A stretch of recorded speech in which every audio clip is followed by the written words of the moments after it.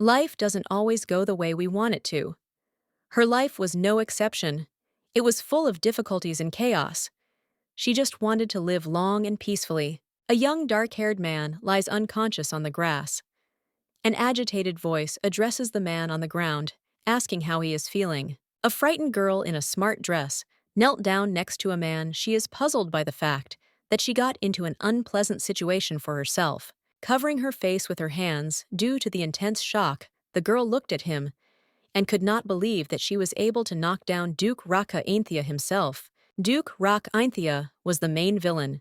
He imprisoned the main character and then teamed up with monsters to attack the Imperial family.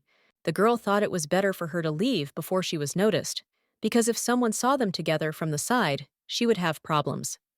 A voice was heard nearby. Someone was calling his brother. It was Aisha, Ainthia Rak's younger sister. The girl came closer and saw what had happened. She was very worried and wanted to know why her brother was lying on the ground unconscious. Behind Aisha Delkine, Ainthia was hurrying towards them. He was the younger brother of Duke Raka. Ainthia Delkine saw that his brother could not open his eyes and assumed that he was already dead. The younger brother and sister who had arrived looked intently at the girl sitting next to the lying man. Aisha asked her if she had killed Rak. The girl put her hand to the back of her head and guiltily asked them for forgiveness. She insisted that there had been some misunderstanding. The children were furious. A large snake appeared behind Aisha, who accused the girl of being responsible for her brother's death. Delkane supported his sister and called the girl a vile priestess. They blamed her for cheating, and they thought it was because of the girl that Raka Ainthia was in such a state. But it was not true. Their brother was alive, but they did not let the girl say it. About half an hour ago in the palace, someone present asks Maya if she is ready. The girl opens the doors, dressed in a beautiful dress, but her face is full of bewilderment. She finds that she does not understand where she is. She is surrounded by people in ceremonial attire, excitedly discussing Maya's condition. The girl does not understand what is happening. She only clearly remembers how she fell down the stairs and died. Having come to her senses a little, she realizes that she is the center of attention. One of the men anxiously asks the girl if she feels unwell. The girl hears herself called Maya and finds the name familiar. After thinking for a while, she suddenly remembers the name Flower Shakir. The Flower of Shakir was the title of the last book the girl read before she died. Assuming that she was the same Maya who is a minor character in the novel Flower Shakir, the girl cannot believe it and thinks that it is a dream. Having come to her senses a little, she tries to understand what is happening around her and asks the man again what they want her to do. The man was surprised by the girl's forgetfulness. He reminded her that earlier, Maya herself said that she would go to the prayer room before giving the blessing. The girl was told that today was a sacred day, and the power was supposed to awaken in her. Everything that was happening around her seemed true, and she began to come to terms with the fact that she was Maya. In the book the girl read there was Emperor Kines, who received blessings on the day of the awakening of the Mayan powers. And about a year after awakening, Maya gave all her strength to save Emperor Kines, and then fell into eternal sleep. It was not clear to the girl what ability should awaken, but she remembered that a year later, Maya was bleeding. Frightened by the fact that she was literally created for the purpose of giving her life for Emperor Kines, and that she would have to die just because of this, the girl began to tremble. She decides to stall for time or stop the ceremony altogether. The girl says she has something to confess, but one of the women present says they don't have time for that. Maya panicked. She exclaimed that it was very important. The priestess agreed to listen to her. The girl sighed, putting her hand on her chest. She said heavily that her powers had not yet awakened. The woman emphasized that this was impossible. The girl tried to protest but was accused of lying. She did not understand why the priestess was so confident in the awakening of her powers. The woman approached Maya, took her hands, and asked to let her check. The priestess whispered something indistinctly. The girl watched her in surprise, not understanding what she was doing. They began to shine, covering themselves with a small dome. The woman fell silent. She looked menacingly at Maya, emphasizing that her abilities had definitely awakened. The girl was surprised. She was interested in how the priestess could determine this in one touch, and she was told to proceed to the altar. Maya was very scared. The woman said that Maya should never forget about elegance and nobility. She is a daughter of God. The girl did not know what else she could come up with to avoid her fate. She looked at the priests waiting for her and wondered whether she should bless Kines and allow herself to die in agony a year later. And Maya announced the beginning of the action. Sitting on her knees, she crossed her fingers, closed her eyes, and suggested that they begin praying to their god Tyrus. She couldn't believe what was happening, because she had just died out of stupidity. The girl couldn't allow herself to die again, and so unfairly, but to do this, she had to escape from the temple. Maya opened her eyes slightly and saw the doors wide open. She thought that now, during prayer, everyone closed their eyes, and fortunately, there was no one near the doors either. This was a perfect opportunity to escape. She stood up, grabbed the hem of her dress, and rushed forward. The priestess and priest noticed her and shouted after her. Running out of the temple, the girl waved her hand at them, joyfully, wishing everyone a happy stay. She decided that she was renouncing what fate had destined for her in this novel, and Maya sets off to find her happiness. The priests woke up.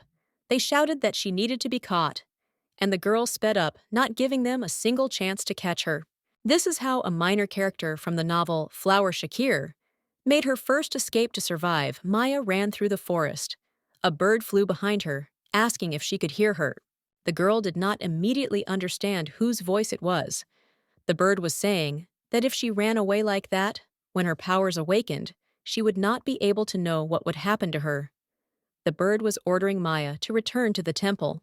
She introduced herself, and the bird turned out to be the god Tyrus himself. He explained that the girl could now hear him as her powers had awakened. Maya kept running, looking questioningly at the suspicious bird.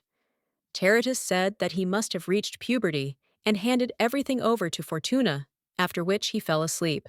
He asked if she was running away now, or if this was just a walk.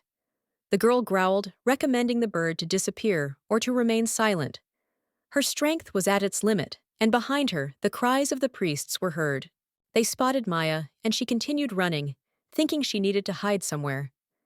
After a while, she leaned against a tree and sat down, leaning against it.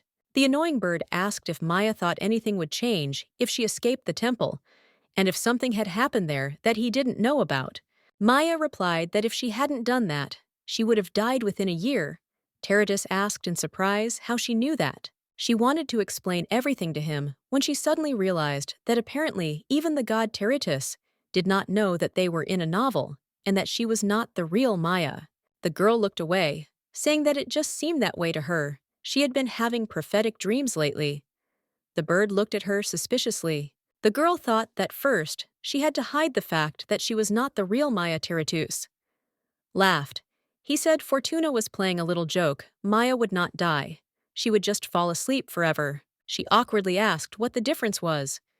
God explained that her body was falling asleep, and her soul would go to him forever. Maya exclaimed that it was the same as dying. She stood up and walked on. He asked her if she could wake up one day, would she choose the temple? The girl asked how long it would take her to wake up. Tyrus guessed about 100 years. She looked at him indignantly, asking if he felt sorry for her at all. Tyrus did not understand her reaction, saying that it was his rule to love everyone. Maya noted that he must love Emperor Kynes the most. The god replied that he felt more for the child who possessed his gift. He supposed that the poor fellow must have lost sleep since he had invaded the realm of the gods in a human body. It was Kynes' fault. He knew that, if he used the divine power too much, he would no longer be able to sleep properly. Tyrus assumed that some things were inevitable in human life. Maya snapped back in irritation, saying that if you think about it, she had to run too, because it was an unavoidable situation. After all, she was the daughter of God, pointing out to Tyrus that there was nothing he could do about it. He would have to find someone else. The deity was surprised by the girl's words. Maya said that maybe there was someone who could put the emperor to sleep just by touching him. She thought, for example, the main character, Reina Adrienne, from the novel Flower Shakir. God objected he needed Maya. He believed that only she could solve this problem. The girl refused to give the emperor a blessing to her own detriment. Tyrus continued to persuade the girl, saying that he would talk to the emperor so that he would use his divine powers as little as possible. Maya continued to flatly refuse to return. She thought that as long as there was a villain, The Emperor had no choice but to use divine powers. The villain of the novel is Raka Ainthia. He kidnaps, imprisons, and even threatens others to get his hands on the heroine. So Emperor Kynes had no choice but to use his divine powers to protect her. The girl would never allow herself to be sacrificed, Tyrus exclaimed, suggesting that Maya think again, emphasizing that they could not continue in this spirit. She clenched her fists, saying that there was nothing she could do. She felt that she was in danger. Just like when she ran away from the temple, her wild gaze was directed at the bird. God asked her to calm down. She started running after the bird, trying to catch it. Tyrus noticed that Maya was so slow, like a turtle, which made her even more angry. He got nervous that she would still manage to catch him, but continued to mock. Suddenly, he disappeared. The girl walked searching the forest, but did not find him. And then she saw something in the foliage and grabbed it. An unknown surprised voice was heard. It was not a bird, but someone's head. The girl noticed how nice and soft its hair was. But she was more interested in who it could be. Tyrus flew up to her, sarcastically, saying that she definitely hadn't caught him. She felt awkward, the bird asked. And why did she immediately decide to grab him by the hair? Realizing this, the girl threw her head back in shock. Coming out from behind the bush, she saw a man lying on the grass, apologizing. She asked if he was okay, but the man did not even move. The girl thought with horror that after escaping, she immediately became a murderer. In shock, she sat down next to the body. Turning to Tyrus, she said, "How is that possible?" Turning around, Maya discovers that the god has fled despite being an accomplice. Putting her fingers to the man's nose, she feels his warm breath, so he was still alive. She thought that if after the concussion, he would be like a vegetable. The girl heard the screams of his brother and sister. The girl claimed that there were no flowers there. When they saw their brother, they were horrified and rushed to him, asking why he was lying there and if he was dead. They noticed a girl next to him. The children asked if she was a priestess, claiming that humans were right when they said they were all evil. They demanded an explanation. Maya apologized, saying there had been a misunderstanding. The girl exclaimed, "What a misunderstanding!" because they only wanted to find the Shakir flower. The boy shouted that the priestess was to blame for his brother's death. Maya tried to calm the children down, claiming that their brother was alive. But the children were firmly convinced that he was dead. The boy ordered his sister to kill the girl. She happily agreed and began to emit black magic. Maya was scared when she saw that Aisha could also use black magic. She said that she could save him, and her brother told Aisha to wait. Putting his hand on her shoulder, he said that what the priestess was saying might be true. Aisha was surprised, saying, was he really trying to dissuade her now? Maya admired Delcane in her mind. The girl asked how she could save her brother. The boy, with a completely serious look, emphasized that she was an adult. He reminded her of his brother's words, that an adult can only bring someone back to life.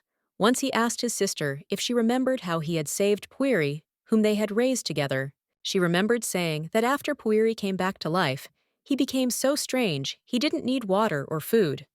The girl concluded that the villain saved the pet with the help of black magic. She wondered if they really believed what Raka said. She couldn't even imagine that they were so naive, because there was a scene in the novel where they mocked the main character. The boy folded his arms across his chest and said with complete confidence that in any case the priestess could revive his brother. Although of course he was not dead, but who would listen to the priestess? The children turned to the evil sorceress. Maya smiled, asking what they wanted. They ordered her to revive their brother right now. The girl agreed, saying that she would definitely save him. Aisha ran her finger along her neck, saying that if she couldn't do it, they would kill her. Maya thought how cruel she was, and suggested that they move the man first. She knew it would take Reiki some time to wake up. She prayed that he wouldn't become a vegetable. They headed for the forest house. All three of them were carrying the man. They were sweating. He was very heavy. The girl was very tired of carrying him. Aisha was grumbling if she was going to put him all on them. Maya suggested taking a short break to rest a bit. Aisha wanted to support the girl's idea, but her brother told her not to give in to it. He insisted on not stopping to rest, as that would mean laying the body on the floor. They made every effort to drag Duke Rak to the bed and lay him down. After catching her breath a little, Maya looked at Rak's body. It was stronger than she initially thought. It just looked very weak now. Aisha tugged the girl by the dress and told her to save her brother. Maya asked to wait a little because she was very tired, carrying her brother's body, but Aisha still insisted on her own. Delcane asked his sister to wait with this. He believed that if they rushed the revival, now Maya might die, and then they would not be able to save her brother. Hearing this from Delcane, Maya assumed that it would be advantageous to establish communication with him now. She began to talk more about her fatigue, persuading them to rest longer. The girl had a cunning plan. She believed that if she could negotiate with Aisha's brother, then she would be able to control her too. Maya began to giggle happily. Seeing this behavior of the priestess, Aisha pointed at her and called her a villain. Delcane saw that everything was fine with the girl and took his words back. Realizing that she won't be able to get out of this, the girl agrees and promises to try to save Rock, but she will need the help of his brother and sister. Delcane didn't trust Maya. He pointed his index finger and said that his brother had saved Pueri himself without any help. The girl explained that it was because he had superior skills. The Duke's younger brother and sister began to praise him, which made Maya laugh a little. Raka was a great black magician who could compete with the main character in strength. The children agree to the girl's request and enthusiastically declare their willingness to help. Delcane wants to know how they can help revive his brother. Maya thought that the children of Duke Aintia's family could not live in this quiet hut, and therefore asked her brother and sister whose house this was. Delcane, although he does not understand the reason for such interest in this place, still explains to the girl that they are in a temporary house that their brother arranged for them to pick Shakir's flowers. The Shakir flower was named after the first woman who discovered it. This flower was known for its excellent calming properties. Emperor Kynes often used this flower because his health was unstable due to divine power. First, Maya asked Delcane to pour some water into a basin and bring it along with a towel. The boy immediately rushed to fulfill this wish. There were no tasks for Aisha, and she wanted to know the reason for this. Maya reassured the girl that her brother's help would be enough. Not believing the girl's words, Aisha became indignant and reproached Maya for not taking saving Rock's life seriously. And in response, the girl convinced her to believe her words. After thinking about the situation, Maya guessed that Raka might try to kill her when he wakes up. And for that, she needs a weapon for self-defense, and she comes up with a task for Aisha. Maya asks the girl to bring her a frying pan. Aisha is very surprised by this and wants to know how the frying pan will help the girl revive her brother. The girl explains her request by the fact that every adult has their own ritual for saving a life, and every person has different devices for this. Aisha began to understand that the frying pan was a ritual device.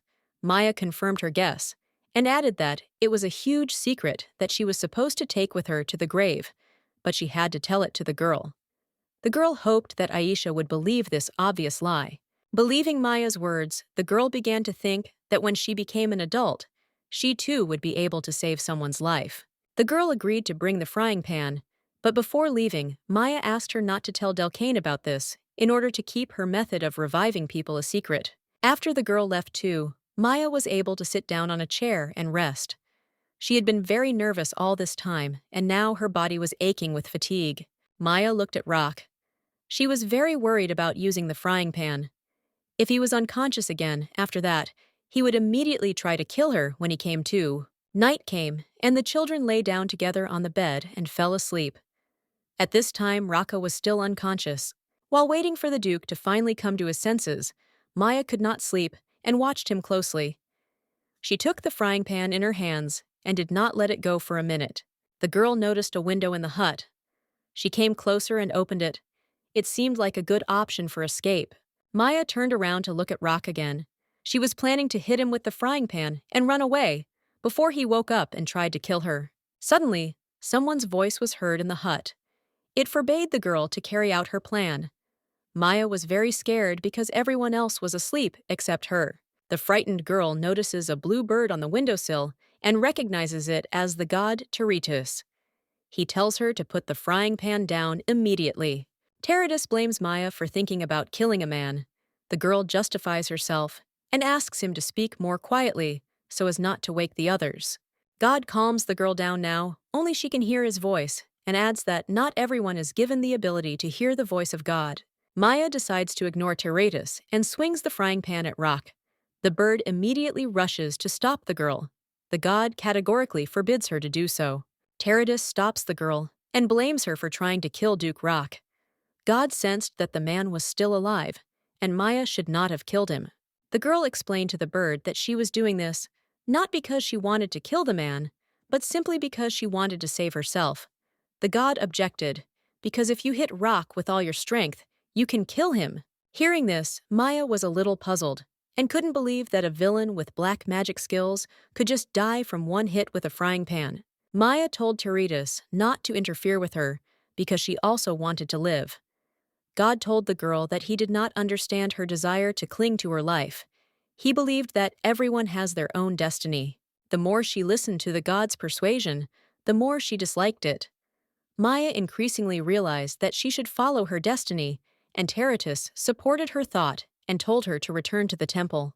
The girl once again considers the god's offer to trust her fate and return to the temple, and decides not to do so. She intends to change her fate. She picks up the frying pan again and heads towards Rak Tyrus, agrees with the girl's opinion, and persuades her to stop. But Maya is sure that she will die if she does not do so. The bird promises her in the name of Tyrus to take full responsibility for the girl not dying. Maya listens to his offer with distrust. Believing the bird's words, the girl sits on the edge of the bed.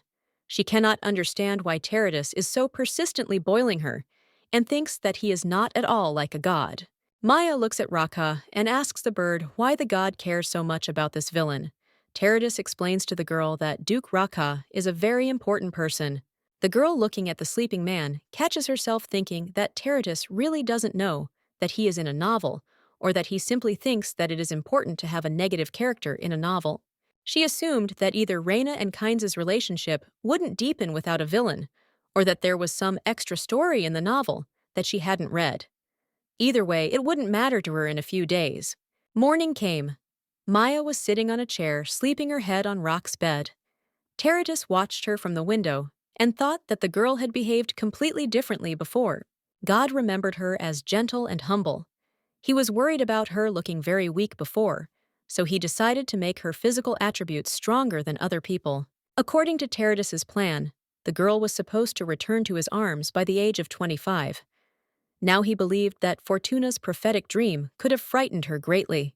Tyrus had previously argued that there was no need to interfere, but now he saw how stubborn and determined the girl had become. In addition, the threads of connection that enveloped Maya were very twisted, and everything was much more complicated for her than for other people.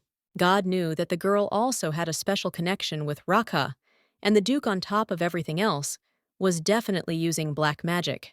Tyrus did not wait for the girl to wake up, and the bluebird flew out of the window.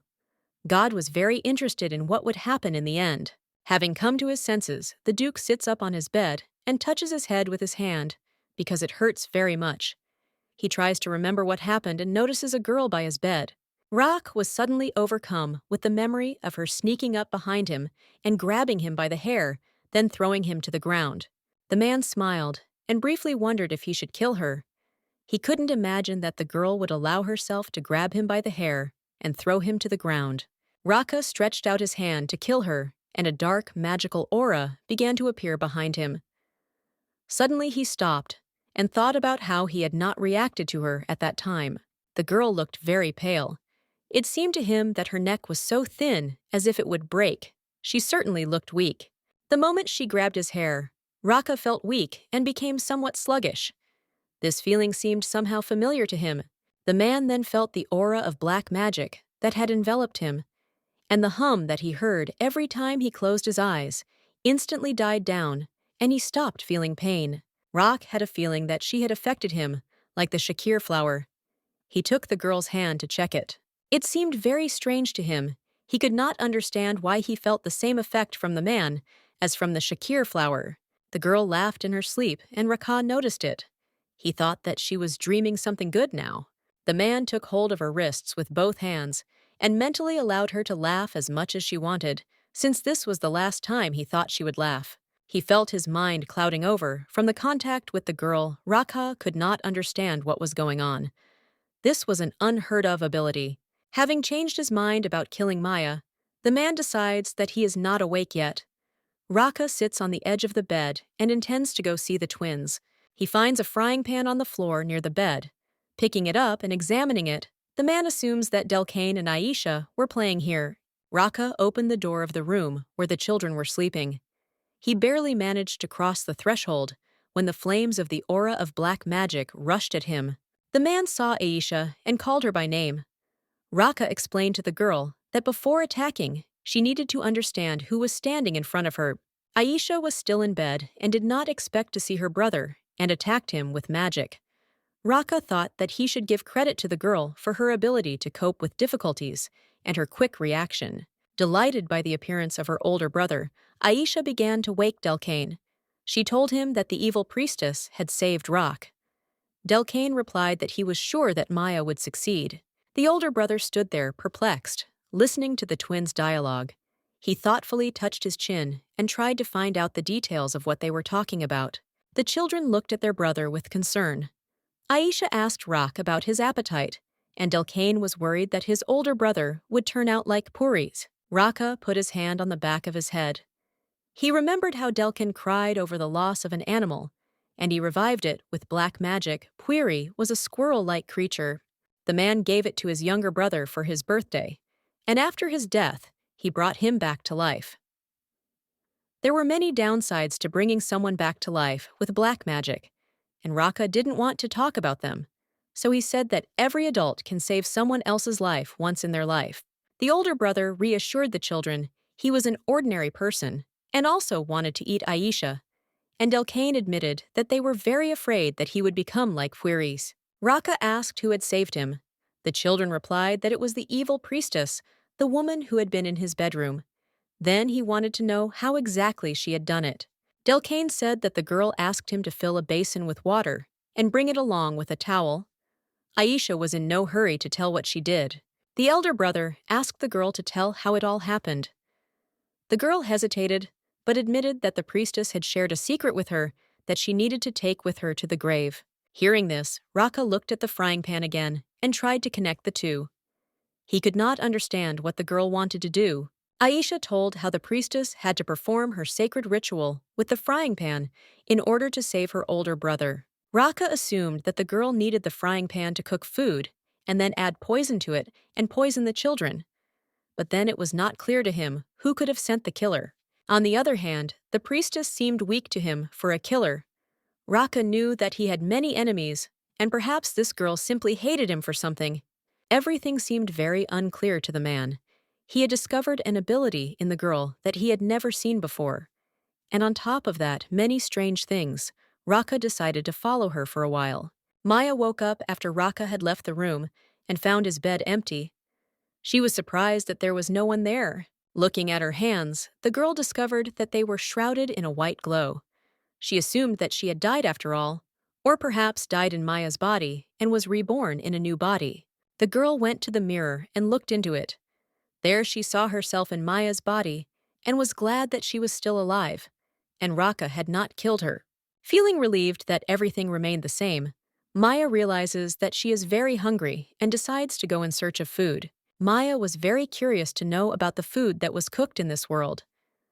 She opens the door of the room and sees Rock holding a frying pan in front of her, which she thinks has become even cleaner. Raka noticed that Maya had slept well.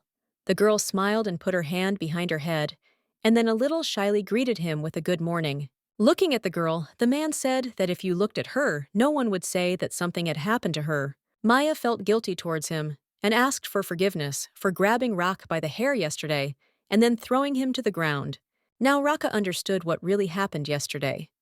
He said that if a person makes a mistake twice, he sends him to hell. He then asked her if that was all the apology she had. Maya looked at the floor guiltily. She didn't know what else she could add to her apologies. In any case, the girl couldn't admit to him that she wanted to hit him with a frying pan. The children entered the room. Aisha wanted to know if they would have soup for breakfast, and if the evil priestess had left, and Delcane was not at all happy with his surroundings and wanted to get home as soon as possible. After wishing Aisha good morning, Maya was pleasantly surprised that the girl responded calmly to her. But Aisha asked why the priestess was still here, and Maya mentally took her words back. The girl replied that she was going to leave today. Maya pretended to be awkward and added that now she could definitely leave for her business. Then she said goodbye and quickly headed for the exit. Maya was glad that she managed to leave them as naturally as possible. But before she could leave the house, Raka called out to the priestess. She was surprised by his address. The man asked the girl if she saw any other clergyman there. It seemed like he was looking for an excuse for her to stay. Maya hesitated because she was only in the body of a priestess and was not actually a priest either.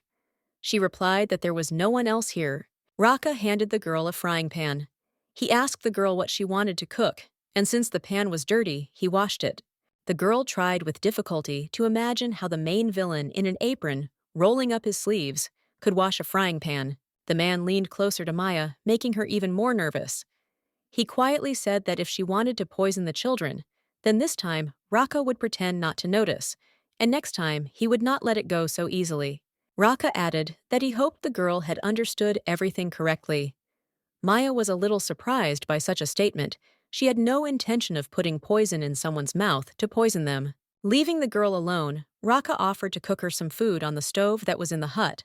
Maya accepted that she couldn't leave so easily and agreed to cook something. Maya was a little puzzled that she would have to feed everyone in this house, using only 3 ingredients for the dish.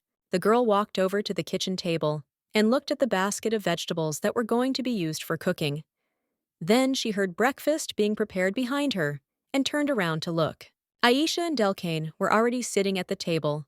Maya had to prepare a breakfast that the children could eat too, otherwise they would not spare her. Taking the onion in her hands, Maya began to think carefully about the dish because she had already had to cook for herself for 6 years. After some time, she brings deliciously smelling fried potatoes with onions and carrots to the dinner table. The children were not happy with the dish. They saw Delcane looked at the plate with disgust, and Aisha even declared that she could not stand vegetables. Maya kindly explained to Aisha that the food was a little different from what she was usually used to eating, but she was worth trying it. The girl was very surprised by how much the children did not want to try these vegetables. She had never heard of anyone not liking fried potatoes. Realizing that Aisha would not be persuaded, Maya asked Delcane to try her dish. The boy excitedly picked up a fork and was almost ready to take a piece. Raka took the plate from Delcane and declared that he would be the first to try the fried potatoes. The man looked at Maya suspiciously and declared that it would be better this way. Maya was worried about Raki's suspicions, as he himself had seen her cooking. The girl admitted that she had not added poison, and Raki replied that no one had said anything about poison. The man put some potato in his mouth and began to chew while Maya stood there and justified herself for simply informing Raka that there was no poison. Delcane was worried about his older brother's condition and asked how he was feeling. Raka chewed the potato a little and replied that the food was edible. Maya thought the man liked the dish. Maya was very pleased with what she had prepared. Delcane also joined his brother and began to taste the breakfast, which he also liked very much. The brothers invited Aisha to try the delicious potatoes, and she cautiously picked up a piece with her fork and began to eat it. The girl looked as if she liked the food too. After chewing the potato, the girl turned to Maya, calling her a priestess. The girl responded and was pleasantly surprised that they stopped calling her evil. Aisha liked the dish so much that she happily jumped up from the table and announced to Maya that she was hiring her to work in their house. Raka pointed to the priestess, saying that she would go to his house. The girl was confused. He ordered her to follow him as he had something to tell her. They went outside and headed behind the house. The man asked if the girl had put medicine in her food. She didn't understand him poison that time medicine this time. How quickly his opinion changed. She replied that she had done nothing. Raka pointed out that Aisha did not let people approach her so easily. Maya thought, assuming that the girl simply liked her delicious fried potatoes. The girl responded in surprise that she had no idea about it. The man, suspicious, asked again if she had used some kind of trick. Because Aisha would never make such a proposal herself, Maya smiled silently at him, trying to hide her irritation. After all, if he wanted to know the reason, then he should have asked the girl. Her silence seemed even stranger to him. He turned and began to leave, saying that the priestess would go with them to the mansion. She exclaimed, asking him to wait. Raka turned around, questioningly. The girl hesitated. She was very nervous, not knowing what to say. After all, she could interact with other characters in the novel, but she was sure that she definitely shouldn't with the antagonist named Raka. A terrible thought flashed through her mind. Maybe he would want to kill her, but she couldn't tell him that. So Maya said that she had to take care of her younger sisters and brothers. Raka replied that she could take them with her to the Einthia mansion. The girl clapped her hands in happiness. She happily asked if it was true, awkwardly emphasizing how wonderful it was, but she would miss her home very much. The man said she could go home once a week. Maya reluctantly agreed, thinking that this was not it at all. She began to say the first thing that came to mind, exclaiming that she had a husband, and he was very jealous. Raka looked at Maya with a puzzled expression, then said that, as far as he knew, priestesses could not marry. The girl looked at him pitifully, saying that she was not a priestess. He asked if anyone here could wear such white clothes, except for people from the church. Maya said that it was not so. In fact, she liked such clothes. They were very comfortable. She began to spin around cheerfully, showing how comfortable her lovely dress was. Raka silently looked menacingly at the girl. Suddenly, a crack was heard, and she exclaimed, "Why did her dress tear? It couldn't happen." The man said, "If it's comfortable for her, then it's her business, although her taste is rather strange." Maya awkwardly held the torn side of her dress, thinking she had overdone the act a bit. Raka asked where her husband and younger siblings were. Forcing a smile, she replied that if you went north from here, their house would be there. He asked how long it would take to get there. The girl guessed about an hour. She thought that an hour was quite a long time. He would have no chance to check right now. The man thought, saying that, as far as he knew, there were only mountains in the north. Maya scratched her head, questioningly, said maybe it was in the west. Raka pointed out that the same applies to the western part. Only in the east, there is a village an hour away. The girl joyfully exclaimed that this was true. Her family was in the east. She was just a little lost and did not understand which way the house was. And then the man added, "In fact, the village is in the south." So everything she said earlier was a lie. She understood that she was in deep trouble. Raka approached the girl ominously, pressing her against the wall of the house. She wanted to run. He asked where she was going. Maya tried to calm herself down mentally and breathe evenly, saying that she would not run away anywhere. And lowering her eyes, she asked the man to move away. He asked seriously how he could trust a person who lied all the time. Maya exclaimed that she was telling the truth now. It seemed to him that she was lying now. The girl was confused as to why he was taking someone he didn't trust at all. She asked him what she could do to make him trust her. Maya decided to listen to Tyrus's advice. Although she does not have such an honorable name, she must try. The priestess asked the man if she could put her name on the line. Raka noticed that he still didn't know her name. He asked her what her name was. The girl started saying Ma, and suddenly froze. Maya thought that if she told him her real name, he would definitely think she was a priestess, so she introduced herself as Mimir Raka, asked if she had a last name. The girl awkwardly looked away, twirling her hair around her finger. She asked if a person could not exist without a last name. In fact, she does not know if Maya has a last name. The priests called her by name. The man asked if she really had no last name, or if she simply did not want to talk. The girl said it was true.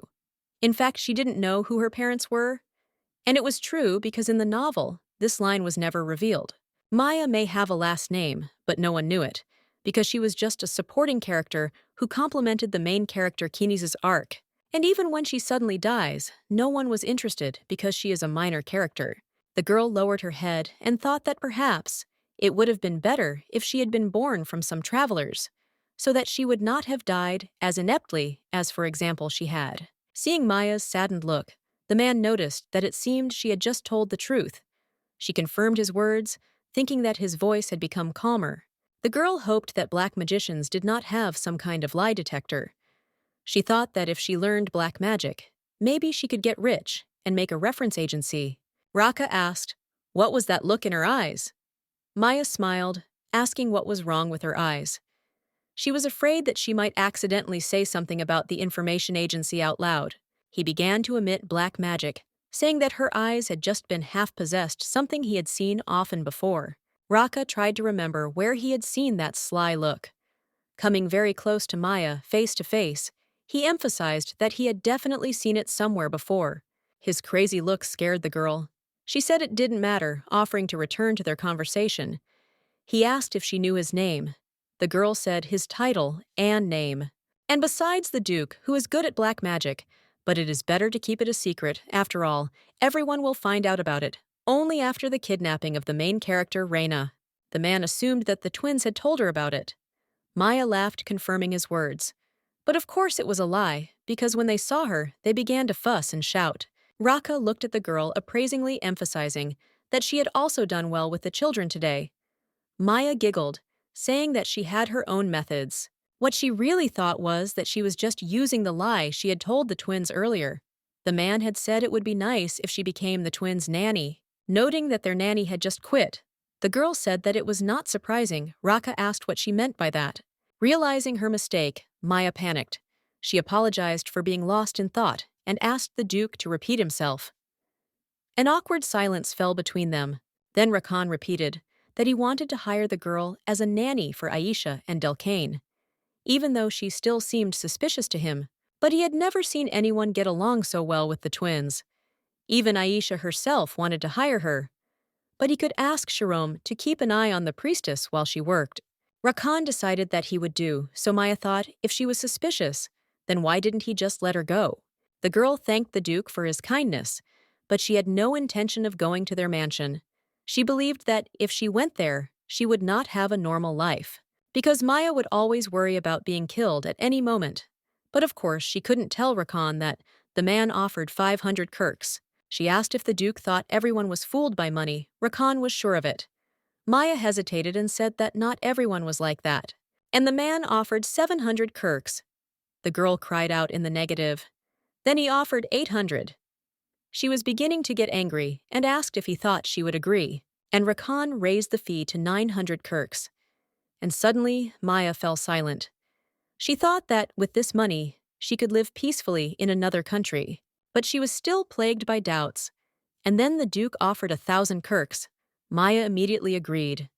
She was eager to work for the Duke, considering that 6,000 kirks could last her entire life in complete prosperity, and that was only 6 months.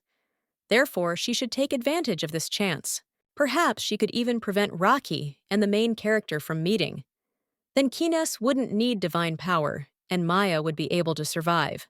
The Duke called out to the priestess from his thoughts. He mockingly asked if she had said that money would not influence her decision. Maya replied that she had not agreed to work for the money. They returned to the house. Raka sat down on a chair and could not stop laughing. Maya exclaimed, demanding that the man stop laughing. He agreed, but did not stop.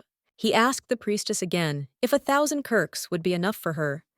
She looked away and asked him to promise not to kill her. The Duke asked why he wanted that. The girl hesitated, saying that in fact she was in danger. Raka indifferently asked from whom Maya was silent. She thought that, of course, from him and from Emperor Kines, especially from Rak, who kills all the people who cross his path. He asked if she was saying that because Aisha had threatened to kill her. The priestess denied it, although Aisha had indeed threatened her. Raka said that everything fits now. That's why she wanted to kill the twins the next day. Maya said that there was a misunderstanding. The man said that he understood everything, because survival is a basic instinct. Maya felt very awkward, because she thought that everything was completely wrong. It seemed to her that she was being made the most evil person in this world. The door swung open. Aisha suddenly flew into the house, asking what the two of them were talking about for so long. Maya was scared. She jumped back from the door in fear, and Raka caught her, grabbing her by the waist. She grabbed his shirt tightly with her hands on his chest and begged for forgiveness for such an awkward intimacy. Then she tripped and fell to the floor, dragging the Duke with her. The man leaned on her. He was too heavy, and Maya asked if he was okay. There was a strange smell of black magic. Raka came close to her face, and Maya pushed him away, asking what he was doing. The man told her not to push him away. He asked why he felt so good. The girl was shaking with fear. She asked what he was talking about. The Duke lifted her to her feet, hugging her around the waist. He said that he was talking about her. Delcane entered the house, asking Aisha why she was standing at the door. The girl looked at the adults in shock, and when he saw what was happening, The boy blushed no less than his sister. Delkine asked his sister if this was a relationship between adults. Aisha suggested that it was. They weren't wasting their time. The priestess awkwardly pushed Raksh away from her. The boy exclaimed enthusiastically, "Now they can call the priestess daughter-in-law." Aisha was indignant. It sounded crazy. Delkane asked why she thought that since it seemed like her brother and sister-in-law were having a romantic relationship. Aisha protested, saying that a sister-in-law was different and that she had to get married. The boy said that they could get married since she had already saved his life. Aisha still didn't like her brother's idea. Maya was on Aisha's side with all her thoughts. Delkane asked if his sister remembered the book their brother had read to them. It said that a person who saved another's life was actually destined. Maya was intrigued by the book. The girl exclaimed, "Why couldn't they save her then?" Delkane folded his arms across his chest and answered in all seriousness, "It was all the will of fate." Aisha covered her ears in anger, so as not to hear her brother's nonsense. She screamed that she did not want to hear him asking if there was a dog barking somewhere. While Maya was watching the children quarreling, she did not notice Raka approaching her. The children continued to argue. Maya felt as if Raka had fallen asleep leaning against her.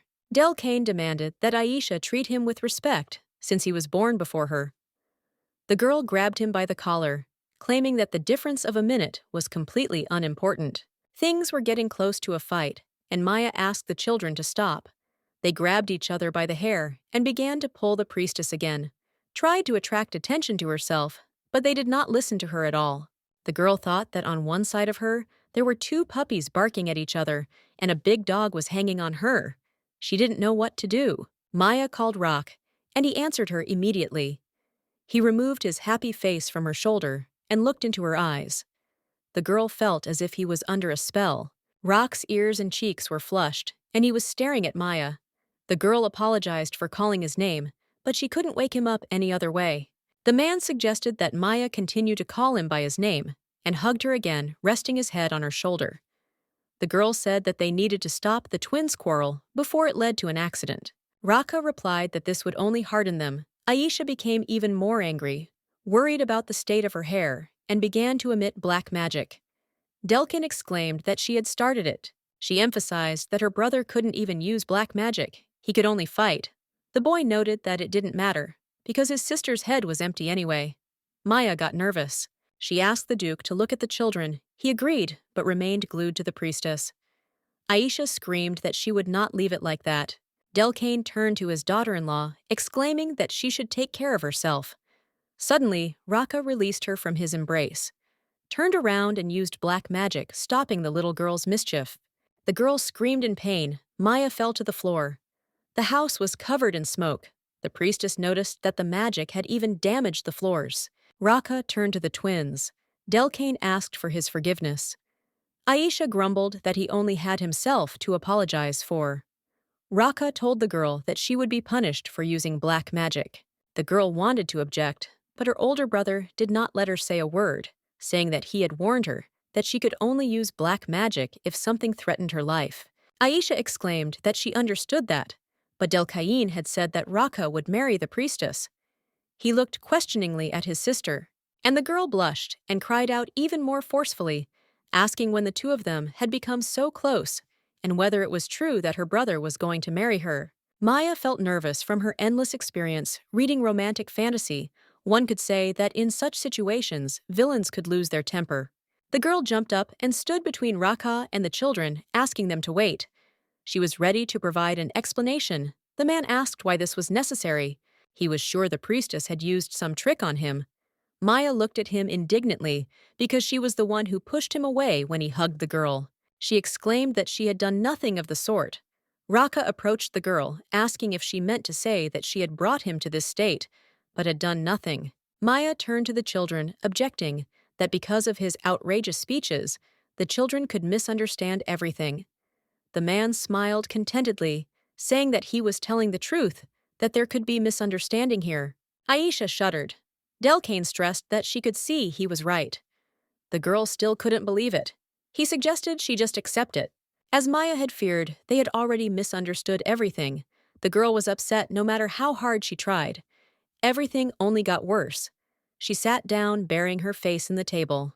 Raka suggested that they talk frankly, since the children had already left. She repeated that she had done nothing. He emphasized that it was better for Maya to tell everything now, while she was being politely asked. Raising her head, the girl objected that she was telling the truth. She concluded that Raka was not behaving this way of his own free will, but looking at him, it was clear that he himself did not understand anything. Maya wondered if she could use black magic too. Although it was doubtful that a minor character would have such a skill, Raka asked if this meant that he himself had approached the priestess without any reason.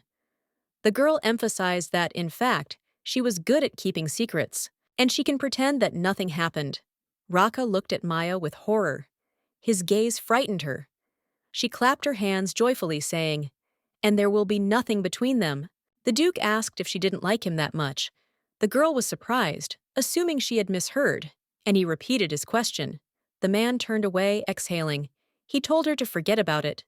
It seemed he had gone crazy after all. Maya was tensely silent, thinking he was right, and he suddenly looked at her ominously again. Maya turned away sharply, thinking that she had relaxed too much. She laughed to dispel the awkward atmosphere. Raka ordered her not to laugh, as it irritated him.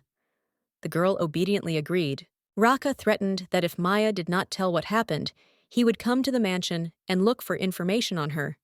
He would find out who she really is. The girl calmly replied that she understood him. In fact, she was very worried that if he found out who she really was, would he send her to the temple? The man approached Maya, leaned over, and asked if she knew what it meant. The girl replied that she had no choice, because he would find out anyway. Raka pointed out that if he found out about this in the mansion, then many people would know who she was, besides him. Maya tried her best not to show fear. She asked what she got out of it, and he added that someone might not like her dubious person, and she might be kicked out or killed. The girl reminded him of the Duke's promise not to kill her. The man said he might change his mind if the people around him insisted. Maya clenched her fists. She thought that if she returned to the temple, her efforts would be in vain. She ran away, was going to work as a nanny, dreamed of the future. Was it all in vain? Raka said, "Of course he doesn't want to kill her, because no one can handle the twins like she can. And in such a way that the children themselves will ask her to be their nanny." Maya suggested that they just pretend that nothing had happened. She had hope, and she said decisively that she was ready to become the twins' nanny. She hoped he was serious when he said he wanted to hire her as a nanny. Raka was surprised, because they had already agreed that Maya would be their nanny.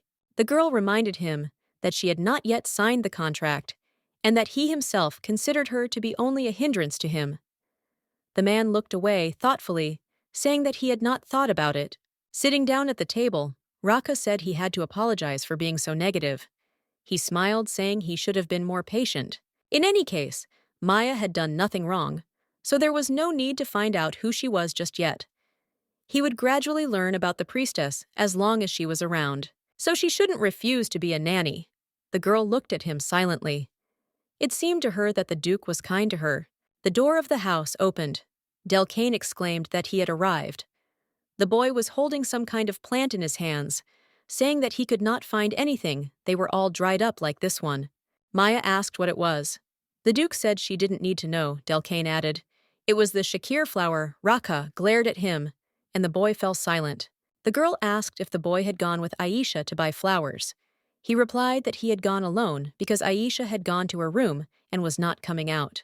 Raka examined the flower, wondering if it was possible that the boy hadn't looked properly. It seemed he would have to go and check. The man stood up from the table and announced that the priestess would go with him. She exclaimed in surprise, mentally asking him to leave her alone. Maya screamed no matter what, she was not going anywhere. The Duke asked the reasons for her persistence. The girl smiled, saying that even if there was a reason, he would still force her to go. Maya thought she had no time for some flower hunt, Raka said. If she had any reason, he would listen to her. The girl asked him not to force her to go if she told. The man agreed. And Maya said, first of all, her dress is torn, showing her side. She added that she can't go out like that. Raka said it can't be seen unless she raises her hands. The girl said sheepishly that she still felt awkward about this sight because no one walks around in torn clothes. The man thought about it. Maya thought that her persuasion was starting to work.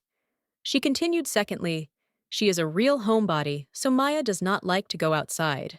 She told all the reasons, therefore she emphasized that the Duke should go himself. Raka asked if the priestess really called these reasons. The girl became nervous, considering them to be weighty. Delcane, sitting at the table, listened to this heresy. He said, turning to his brother, that he must keep his promise because it is important to keep your word. He asked his sister-in-law if he was right. And Maya, with tears in her eyes, agreed with him. Promises must be kept. She thought that the boy was her only savior in this dark world. He was a real angel. Delcane asked if his brother had forgotten that promises had to be kept. Maya never missed an opportunity to support the boy. Raka knew he would find no way to turn the situation to his advantage. Maya stroked the boy's head, saying that keeping promises is the main rule in life. She asked him not to forget about it. He agreed since it was not difficult. Raka watched their unity nervously. Maya looked at the man with satisfaction. Telling Delcane to watch the Duke, he would set an example. The Duke, clearly angry, closed his eyes and held back his emotions and said that he had gone to get flowers.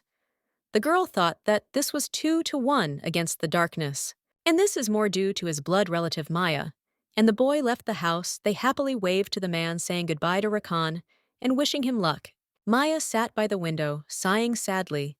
She remembered how Rakan threatened her, saying that the girl knew what would happen to her if she ran away in his absence. Delcane called the priestess, handing her a cup. He offered her a drink. The girl happily thanked him. She was surprised how blood relatives could be so different. The boy awkwardly apologized to his daughter-in-law, hoping that she would be able to understand him. He was very embarrassed, saying that his brother was not very good at expressing his thoughts. But he is sure that he truly loves her with all his heart. Maya blushed.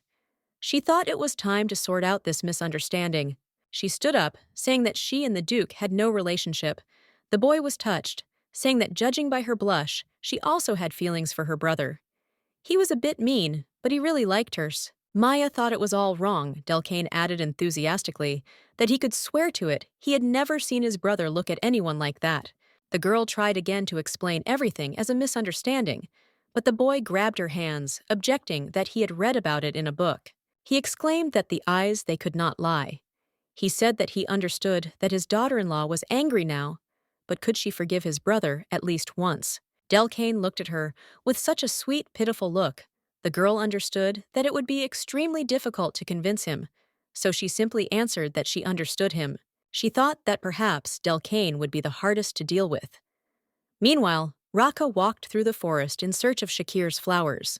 His search was going poorly. Raka found only dried Shakir flowers, and not a single living one. He was upset, thinking that this had never happened before.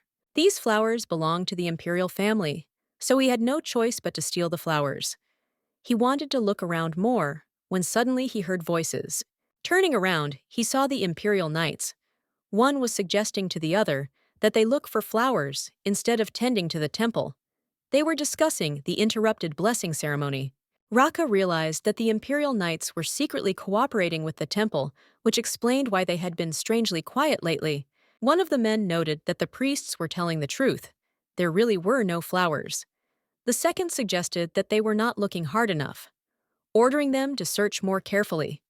Raka was hiding behind a tree, listening to them. He thought about it, deciding to analyze the information he had received. First, the emperor had come to the temple for a blessing ceremony, but for some reason the ceremony was interrupted. Secondly, the imperial family also does not know where Shakir flowers grow. Thirdly, flowers do not grow now. Therefore, he believed that he needed this woman, Maymir, a woman who had abilities similar to the effect of the Shakir flower. Raka was pleased that he had managed to persuade her to become the twins' nanny. But he was worried about one problem. Why did he feel so wonderful when he hugged her? He felt as if he had drunk a decoction with a large concentrate of the Shakir flower. He felt as if all his energy had been drained. Raka had lost control of his mind and body. He just wanted to be with her. The man assumed that the girl's touch had this effect on him. When it comes to touch, there is only one person that comes to Reka's mind, Reina Adrian. She can put a person to sleep with just one touch. The woman Reka has been looking for a long time. But Mimir is absolutely not like Reina. Be that as it may, The Duke decided that he must not let Mimire go under any circumstances, so now he would have to buy her new clothes. It seemed to the man that the priestess was very upset because her dress was torn. Returning to the house, Raka finds the priestess sitting at the table, her head on the table, fast asleep. The man put down the shopping and sat down next to hers. Looking at the girl, he thought that she slept well. The Duke was sure that although he did not know who she was, this woman would definitely be useful to him in the future. Delcane entered the house. Raka asked if the priestess had done anything suspicious. The boy replied that she had been sleeping all this time. Then the man asked if Aisha was still sulking. Delcane answered positively, but Aisha suddenly screamed in contradiction, and the door suddenly slammed shut, frightening the boy. The boy wondered why the door had closed so abruptly. Had his brother closed it on purpose to protect the priestess? In this way, Delcane beamed, believing that his brother loved the priestess after all. Raka was surprised by the boy's reaction. He asked what was wrong with him. Delcane answered nothing unusual, and he began to leave his brother, warned that they would be leaving tomorrow in the first half of the day. Yawning ostentatiously, Delcane agreed, saying that he would go to his room since he was already so sleepy. Closing the door behind him, the boy smiled mysteriously. He thought he had read about it in a book. Lovers should be left alone at the beginning of a relationship. Delcane wished his brother a good time. At the same time, Raka did not understand why his brother was behaving so unusually. Maya opened her eyes to find that it was already dawn. She had no idea how long she had been asleep. As she stretched her arms, she found a blanket over her, assuming that Delcane had covered her. Raka entered the house, closed the door, and ordered the girl to enter the room. She asked if anyone had come to him and if he was expecting anyone. The man replied that he didn't know anyone here. The fact that they had come all the way through the forest to get here, Raka assumed that they were looking for something. And for starters, the priestess should not leave the room. Maya agreed. She went to the kitchen cupboard, saying that she would take a frying pan just in case Raka agreed. The girl thought so. What if it looks weird? It was the only self-defense weapon she could trust. Maya entered the room and locked the door, leaning against it. She stood quietly clutching the frying pan in her hands. The girl pressed her ear to the door. Judging by the sound the door opened, she wondered who it could be. The Imperial Knight apologized to the Duke for disturbing him so early in the morning. Raka crossed his arms over his chest, saying that if they were really sorry, they should leave here as soon as possible. And since they had everything he was leaving, the knight panicked. He exclaimed that they had one question. He asked if the young gentleman had seen a blonde with blue eyes here. Maya heard their conversation and was very scared. Raka replied that he had not met any girl here. The knights wanted to check it out for themselves. The Duke asked if they planned to search someone else's house without permission. The knights presented him with a document certifying that they were Imperial knights, hoping that would do. The knights entered the house.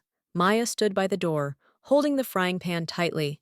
She was shaking with fear, thinking that just one blow she could not make a mistake. The men opened the door to the room.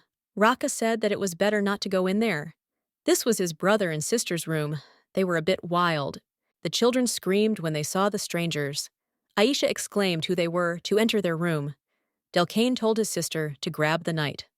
Maya wondered if she should try to rely on the twins. She quietly approached the bed and began to straighten the bedspread, assuming that in any case, it would be better for her to cover herself with the blanket and hide. As Maya wrapped herself in a blanket, she heard Delcane scream. She was very excited. He was the only angel on her side. The boy screamed, ordering the knight to let him go. The knight grabbed Delcane and, trying to hold him back, screamed, "What kind of idiot is this, and why is he biting?" The knight was very angry. He ordered the children to behave normally. Not understanding why they were so naughty, Maya ran out of the room and hit the knight on the head with a frying pan with all her might. Ordering him to take his hands off the boy, the knight fell to the floor and passed out. The girl froze, realizing that she had hit a man. Aisha happily shouted that she was the one who hired her. Delcane admired his daughter-in-law's coolness. Another knight lay next to them, knocked out by the girl. The children couldn't stop admiring the girl, praising her. How great she was! Raka approached Maya and said that they should leave before they woke up. The girl agreed, and they boarded the carriage. Aisha enthusiastically asked the priestess how she came up with the idea of using a frying pan as a weapon. Delcane added that it was a brilliant idea. Maya awkwardly scratched her cheek, saying that she didn't even know what to say. It was a first for her, too. The children said that memoirs should be written about this feat. Raka asked the girl why the Imperial Knights were looking for her. Maya asked again in surprise. Was it hers? The man turned to her, directing a piercing gaze at her. He said the knights said that they were looking for a blonde with blue eyes. The girl became nervous, answering that it must all be a coincidence. Maya thought it would be better to pretend that she didn't know anything. The children were indignant, exclaiming why their brother was scaring the priestess, since it was she who had saved them with the frying pan. Maya was so happy about their protection. Aisha screamed that the priestess shouldn't marry her brother. He would do more for her, so the girl offered to marry the priestess. Aisha asked if she had just sounded cool. Delcane replied that it was not at all. He asked if his daughter-in-law was crazy. Why would she want to become Aisha's property? Maya smiled awkwardly, listening to the children argue. The girl exclaimed that in any case, it was she who hired the priestess, so she was hers. She leaned towards the girl, asking if she was hers. Maya replied that hiring someone does not mean that this person is now the property of the employer. Aisha said decisively that it is hers, clarifying that it is not her brother's, but hers, and she will never give up what belongs to her. The girl was scared. She had previously thought that Raka was a bright representative of a possessed person, but it turned out that he was not the only one. The man smiled, saying that it was good that she did not give away what belonged to her. But she had to look at the enemy and then act. Raka pointed out that technically only he could hire people. Aisha reminded him that it was she who had suggested hiring a priestess. The man said that in that case she should try not to lose it. The atmosphere in the carriage was tense. Maya really wanted to jump out of it. The carriage arrived at the estate. Raka entered the office, thinking that the girl was being sought by the Imperial family itself. He suggested that it was all because of her characteristics, similar to the effect of the Shakir flower. He approached the table and began to arrange the papers, preparing a contract for the priestess. Raka was very serious. He could not lose her, especially now that all the flowers of Shakir had withered. The Duke took out a pen and began to write. The door opened, and Sharam Iragiraki's assistant rushed into the office. He awkwardly asked to be forgiven for being late. The Duke noticed that Sharam had become very relaxed in his absence. The man exclaimed that this was not so. He tried to do everything correctly. Raka asked if there was any news related to the Imperial family. The assistant hesitated, saying that there was none. But since yesterday, there have been rumors that the daughter of the god has appeared in the temple of Tyrus. It seems her name is Maya. Raka folded his arms and asked if she had any powers. Sharam replied that they did not have such information and would have to conduct an investigation to find out. The Duke ordered his assistant to take care of this and also to find out everything about the woman he had brought to the mansion, only in secret, from everyone. Sharam agreed plaintively and moved towards the door. But Raka called out to him, ordering him to tell the woman to come to him. Looking at the document, the Duke thought that this should be enough to conclude the contract. He remembered an important detail. Raka had added a payment of 1,500 kirks to the contract, and the priestess was obliged to sleep with him every night. Maya held the contract in her hands and couldn't believe her eyes when she saw the payment. She held the document up, holding it up to the light, and wondering if the Duke knew who she really was. Would he throw money around like that? After waiting a long time, the man asked if she thought the payment was too small. Maya denied his words, asking the Duke why he decided to give her such a salary. Smiling, he asked if she had read all the terms of the contract. Maya began to read the terms carefully. Housing and food are provided, and she was also pleased by the clause prohibiting her from being killed and a payment of 1,500 kirks. And suddenly she froze, then asked what the last clause meant. Raka made it clear that it should be understood as it was written. The girl asked if they would sleep in the same bedroom. She was scared that it would have to happen every night. The Duke jumped up and went to Maya to take the contract, saying that he had forgotten to write something else. The girl turned away in panic, clutching the document to herself and asking the Duke to wait. She pointed out that the Duke had hired her as a nanny for the twins. Not for him. Raka paused, saying that he understood that. Maya asked him again if he was sure about that. After all, he must understand that the last point is different from what they had talked about earlier. The girl stared at the Duke, waiting for an answer. The man hesitated, thought for a moment, and asked, what if he said that he really needed her? Maya objected, as she could not do anything for him. Raka pointed out that she could do something. The girl panicked, not understanding what he meant. She blushed, thinking, this is not what comes to mind first. Does the Duke want her to serve him at night? Raka never seemed like that kind of character to her. The girl screamed flatly, refusing to serve the Duke at night. Raka hesitated, clarifying the meaning of the word serve in her sentence. Maya asked if that was not the case. Then what was the reason? The man replied that he wanted to finish writing something, but she herself did not let him. With a trembling voice, she asked what exactly he wanted to write. Raka replied that he wanted to write in this point, "We will only hold hands." The girl thought about it. Holding hands eventually turns into hugs and kisses, and in the end, everything goes to the same outcome. Maya replied that she would no longer wash before going to bed, and would wash her hair once a week. Raka first asked what that meant, then thoughtfully replied that he would take that into account. The girl was angered by his answer. She was interested in what he was going to take into account. Maya exclaimed that she did not want to tell him this, but in fact, she does not sleep well. He thrashes about in his sleep, speaks, snores, and grinds his teeth. And she happily emphasized that he also drools in his sleep. Raka silently looked at the priestess. She believed that now he would definitely cancel the last point. After all the things she had mentioned seemed terrible to her. Raka said that it was all very serious. Maya happily suggested that in that case she would not disturb the Duke. Therefore, it is better to cancel the last point. The man continued that nothing could be changed. The girl's hands trembled. She exclaimed, "Why not?" Raka replied that he needed the ability she was hiding, the ability that would allow her to immobilize her opponent. The man at this point relaxes and falls asleep. The girl assumed that he knew she was Maya, but she could not return to the temple. Maya agreed on one condition. If the Duke broke the rule, just holding hands, then this clause was automatically cancelled. Raka assured the girl that there would be no contact between them, except holding hands. She should not worry. He asked if she agreed now. The priestess placed the contract on the Duke's desk, asking him to add one more thing. He was to hide her, and no matter what, not send her back to the temple. Maya felt that she needed to be as safe as possible, so she asked Raka if he could add this clause. The man agreed if she really needed it. The girl enthusiastically asked the Duke to write it down quickly. Raka asked if he could sign the contract. Now Maya agreed. She picked up the contract, thinking she needed to sign it quickly before the Duke changed his mind, and she handed it back to the Duke. Looking at her signature, the man asked if her name wasn't Mimir. The girl replied that her real name was Maya Raka, asked her again, then looked at the signature strangely. He asked the girl if she was Maya from the Temple of Tyrus. The priestess hesitated. She replied that she had to go and ran out of the office. Maya walked along the corridor excitedly, convincing herself that everything would be fine.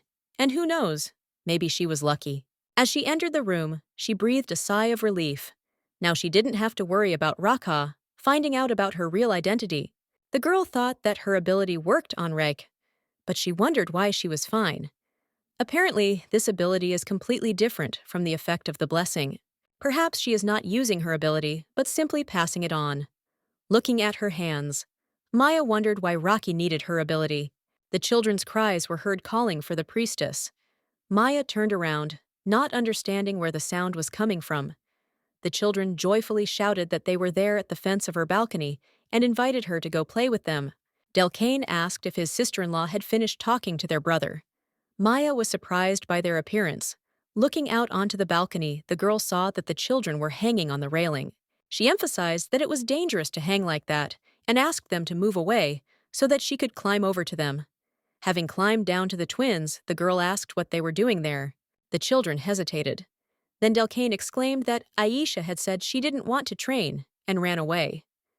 Aisha angrily asked her brother why he was telling her that. After all, she had asked him to keep it a secret. Maya concluded that they were idle, but she understood them. When she was younger and didn't want to go to school, she had deliberately chosen a different path.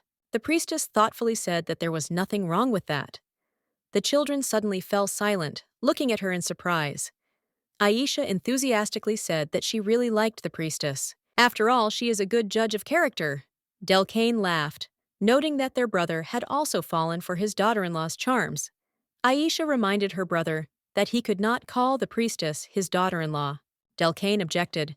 He thought they should get used to the fact that their brother and sister-in-law would marry. The girl was sure that this would not happen. Maya quietly hoped that the children would calm down. Aisha asked who the priestess liked more, her or her brother. The girl hesitated because she didn't like either of them. Delcane asked his sister why she was asking such questions, because the answer was so obvious. He assured her that his sister-in-law liked his brother, and he was sure that his sister understood this herself. Aisha denied everything. The boy said that if his daughter-in-law liked her more, she would not hesitate. Aisha was angry at first, but then apparently realizing the whole truth, she became very upset. Delcane happily took his daughter-in-law's hand and asked if it wouldn't be better for them to play without his sister. He offered to show the girl the mansion. Aisha objected, grabbing the priestess's other hand. She exclaimed that she knew the mansion better than Delcane, and she should go with her. The girl suddenly blushed and froze. Maya got nervous and called her. Aisha started shaking and asked what the priestess had done to her. The girl did not understand what she was talking about and replied that she had done nothing. Aisha cried out, accusing the priestess of lying. Now Maya was shaking. She smiled silently, wondering if it wouldn't be better for the girl to tell her herself what was wrong. Delcane asked his sister what had happened. The girl replied that the priestess had done something strange to her. She felt weak, and her heart began to pound. After a moment's hesitation, she added that she had also smelled a pleasant odor. It was such a pleasant sensation. Aisha thought she would lose her mind. There was an awkward silence between them. Maya wondered if this was similar to what had happened to Raka. Had she used Maya's ability? The girl asked if Aisha could hold her hand again. The girl categorically refused. Maya looked at Delcane. He was fine. She was tormented by the question of why this ability only worked on Aisha and Rak. She asked if the boy felt as strange as Aisha. He looked irritated and surprised, asking his daughter-in-law if she believed his sister. He emphasized that Aisha just wanted to look good in front of her. The twins cast a withering glance at each other. Maya thought that their relationship was deteriorating because of her. She asked Delcane to come closer to her. The priestess leaned in, saying that she thought Aisha was telling the truth. The boy asked her incredulously why she thought so. Maya hesitated, because the same thing happened to Raka when he hugged her. But if she said so, it would only make things worse. The girl replied that his sister was not one to lie. Delcane agreed, and Maya asked him to console Aisha. Aisha intervened in the conversation, grumbling about what they were talking about without her. The boy angrily ordered her to wait. He asked his daughter-in-law with displeasure if she wanted Aisha to go with them. Maya replied that the more of them there were, the more fun they would have. Delcane agreed. The girl stroked his head, saying how good he was. The boy went to his sister. He said that if Aisha liked her daughter-in-law, she should not behave like that. The girl exclaimed that she really felt a very strange sensation. Maya was worried. It didn't seem like Delcane was comforting Aisha. The boy asked if his daughter-in-law had done anything bad to Aisha. After thinking about it, she replied that it was a pleasant feeling. And then Delcane said that if Aisha behaved in this way, then the daughter-in-law would definitely marry her brother. The girl exclaimed that this would not happen. She would never allow her brother to marry a priestess. The boy seriously said that she should stop whining if she did not want to lose her daughter-in-law. Aisha approached Maya guiltily, saying that she was too sentimental. It was all because the priestess did something to her. The girl was surprised to see another side of Aisha that she had no idea existed. Maya asked if the girl would give her a tour of the mansion, because she wanted to look around now. Her legs were already starting to hurt. Aisha excitedly agreed she didn't want the priestess's legs to hurt. Maya pointed a finger at random, suggesting they start from that side. Delcane said they couldn't go there if they went that way. They'd all get caught. The girl became nervous, but this did not surprise her at all, because she considered herself a master of bad luck. Aisha tugged the priestess's sleeve awkwardly, asking if they could hold hands, or at least take one of the priestess's fingers. The girl seemed very cute at that moment. Maya had never seen her like that. She thought that her ability was affecting Aisha so much, and was worried if everything would be okay if they did this. She decided to try it and held out her finger to the girl. Aisha took it and began to say that it was better now compared to the last time. Maya assumed that if the contact was not very close, her ability would not work as well. Aisha plaintively asked the priestess if she could call her Uni. The girl looked cuter than before, and Maya was worried whether the effect had really diminished. After examining the mansion, the girl went to her room, and from fatigue, she lay down on her bed. Maya thought about how big the mansion was, which made the walk back a little longer, but she was glad that the twins got along with her. They were a little crazy, but she didn't really care anymore, and the salary was 1,500 Kirk. This job seemed like a fairy tale to Maya. 6,000 Kirk would be enough for her, so she planned to work for 4 months and leave. The girl began to happily rock on the bed. Suddenly, she heard an unusual noise from under the bed and got scared. She crept up to the edge and looked under it, seeing only a shadow and 2 glowing eyes. Maya screamed, and someone from under the bed yelled at her to be quiet. The door to the girl's room suddenly opened, and an agitated night mystic stood there wondering what had happened. The girl laughed awkwardly, saying that she had just almost fallen out of bed. The man asked the mist to be careful. The knight left, and Maya looked down. A creature crawled out from under the bed. The girl asked if it was a black pig. The animal was indignant, raising its paws. It answered that it was a raccoon. Maya asked why Tyrus was here in such a form. The god replied that he wanted to be a nice creature this time, and asked Maya what she thought about it. The girl remarked that it was nice, but he stank terribly. Tyrus was dejected, saying that he thought Maya would like this cute appearance, but she went and offended him. The girl emphasized that the fact that he was dirty would not go away. She asked him what brought him here. Tyrus replied that he came here to tell her about her ability. Maya exclaimed joyfully, saying how wonderful it was. The girl couldn't believe how she could forget that Tyrus knew everything about Maya's abilities. She asked him to tell her everything Tyrus said, the most important thing he wanted to tell her. And he fell silent. After an awkward pause, he began to say that the floor was hard, suggesting that they talk on the bed. As soon as he put his paws on it, Maya began to push the raccoon, screaming that this would not happen. Having miscalculated his strength, the raccoon flew off to another part of the room. Maya excitedly picked up the raccoon, asking him to forgive her and asking if everything was okay with him. Tyrus sadly replied that he was fine. Tears came to his eyes, and the god added that he would not appear in this form again. Maya rubbed herself against the raccoon and plaintively asked for forgiveness. She was just angry. Tyrus was indignant, saying who else should be angry with whom. The girl replied that it was true, but the merciful Tyrus did not know what anger was. God noticed that Maya had a gift for Gab. Maya was surprised Tyrus calmed down sooner than she thought. God suggested going back to the beginning of the conversation. He asked if Maya had experienced any strange feelings lately. The girl confirmed this. Tyrus began to explain everything to Maya. This happened because she did not give the blessing. Maya's ability is a Tyrus-enhanced version of the Shakir flower's power. The girl had no idea that her abilities were connected to the Shakir flower.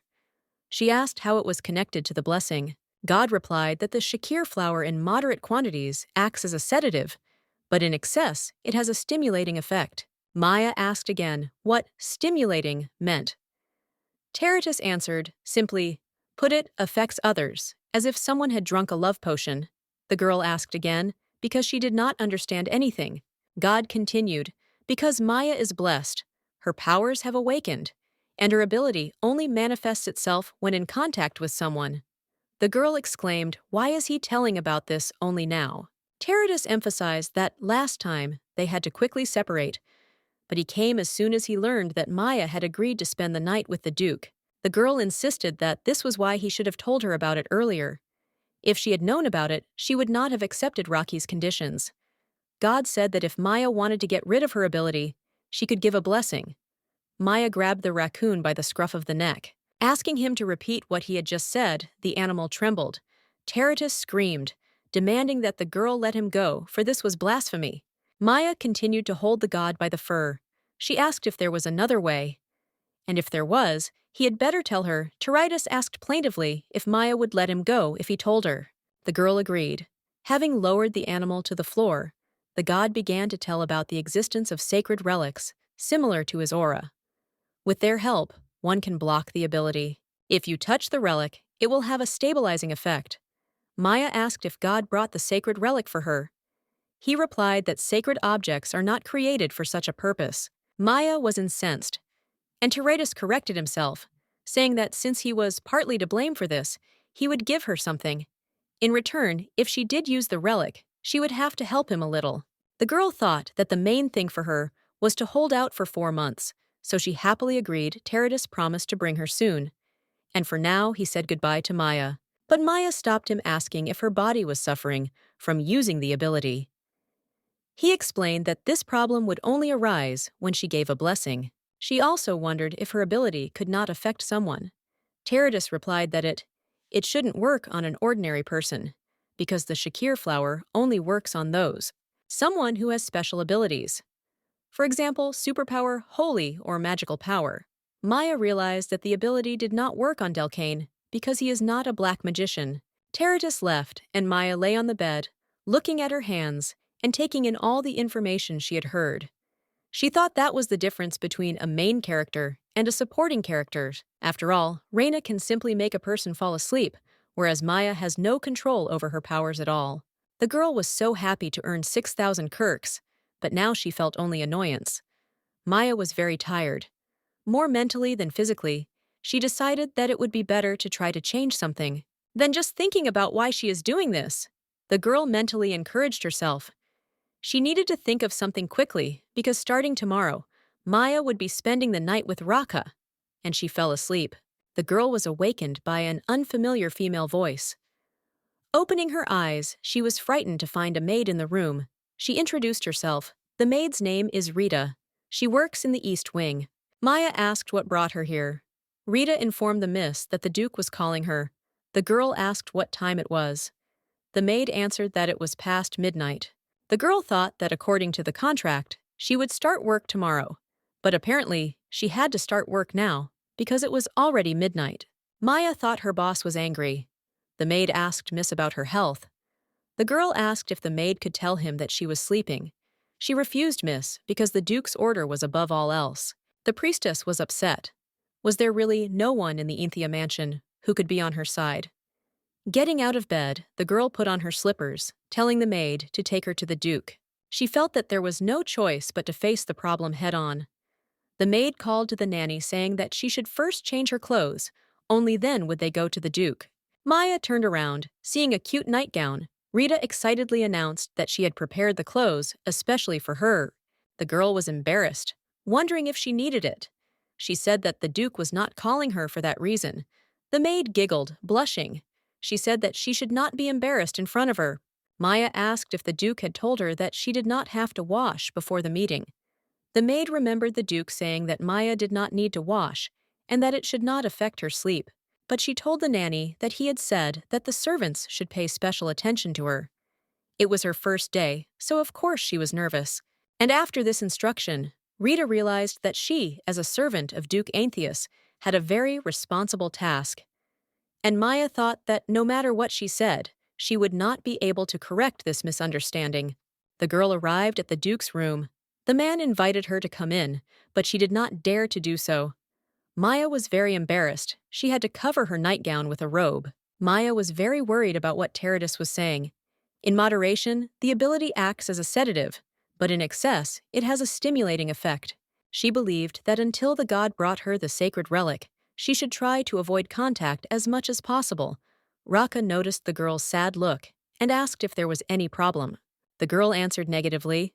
The Duke sat down on the bed, looking at Maya. He suggested that if there were no problems, then why didn't she take off her robe and lie down? Maya excitedly asked why she needed to take off her robe. Raka suggested that she was hot. The girl began to deny it. She was not hot at all in this warm robe. She really didn't want Raka to see her in these clothes. Maya told him no touching, but she came dressed like that as if hinting at something else. The man asked seriously if she was hiding something under her robe. In fact, Maya was afraid to even think about something like that, let alone do it. She laughed, saying that she had no need to do that, and sat down next to him. Raka looked at the girl suspiciously and said, considering her behavior earlier, it was quite possible Maya sheepishly emphasized that he himself understood that she simply had no other choice. She accepted her mistakes. The Duke smiled, saying that this was good for she, who was called the daughter of God, should not act with evil intent. It sounded as if Maya was somehow at fault, and she asked for forgiveness. Raka said she didn't need to apologize. He doesn't know why the priestess decided to run away from the temple, but if he were in her situation, he would have tried to hide it too. Maya thought the Duke understood her and assumed he was not so bad after all. And Raka asked what that stupid expression was. Maya mentally took her words back. The girl touched her face with her palms, exclaiming that she did not have a stupid expression at all. Raka laughed. He was glad that Maya had finally relaxed. He remarked that it would be uncomfortable to sleep with the tree still and went to bed. Maya asked, confused, if it really was uncomfortable. Raka said if she was feeling uncomfortable, then he would feel uncomfortable too. Besides, they needed to get something from each other. They needed each other. Maya agreed with the Duke, and he asked if she could lie down already. The girl hesitated, asking if they had to sleep together tonight. Raka sat up, asking what the problem was this time. The girl asked if he could give her 2 days. She hoped that this time would be enough for Tyrus. Maya added that in 2 days, she would sleep with him as she had promised. Raka was getting angry and asked if Maya knew that this was a breach of contract. She said she knew, but she hadn't been paid yet anyway. The rule in the contract is that if Party B breaches the agreement, it must compensate Party A with a multiple of 3 times the amount paid. Maya went to the door. Raka called out to her. He noticed that she was like a creeper, always wanting to run away somewhere. He asked if he needed her right now, he would still ask to give her 2 days. Raka was pressing Maya against the door. He looked very tired up close. She was worried about how long it had been since he had slept normally. The man demanded an answer. Maya replied that everything was right. She insisted on her own. He walked away sadly. Raka could not understand why she was hesitating. And then he grabbed Maya's hand by force, and she could not pull her hand away. And suddenly, Raka became soft, covered in a blush, and he was glad to see Maya as never before. The girl pushed the man away sharply. Raka grabbed his head, saying that this was madness. Even such a slight contact was driving him crazy. Maya asked if he knew about it. The man sat on the bed, answering that, yes, he knew, the more touching, the harder it is to control your mind. But he supposed they could at least hold hands. Raka allowed Maya to go back to his place. She hesitated, and he suggested that she hurry before he changed his mind. Maya wasn't feeling too well. She wondered if it was because she hadn't stayed the night with Raka. She wondered why it had to be her. So Raka, like Emperor Kines, cannot sleep without the Shakir flower. If Maya had known that everything would turn out this way, she would have read the book more carefully because she missed what was connected with Raka. The Duke lay in bed thinking about what had happened. He couldn't believe that all this had happened in a second after he had simply touched his palm. But he realized something for himself. The emotion he feels towards Maya is desire. He didn't feel it at first, but it seemed that Raka had lost his mind because he couldn't sleep properly. The Duke pressed his palms to his face in frustration. There was a knock at the door. The man was surprised that Maya had returned. Aisha entered the room. Rubbing her eyes, she said that she could not sleep and that her head was splitting. Raka asked if Delcane was sleeping. The girl said that she was the only one who couldn't sleep.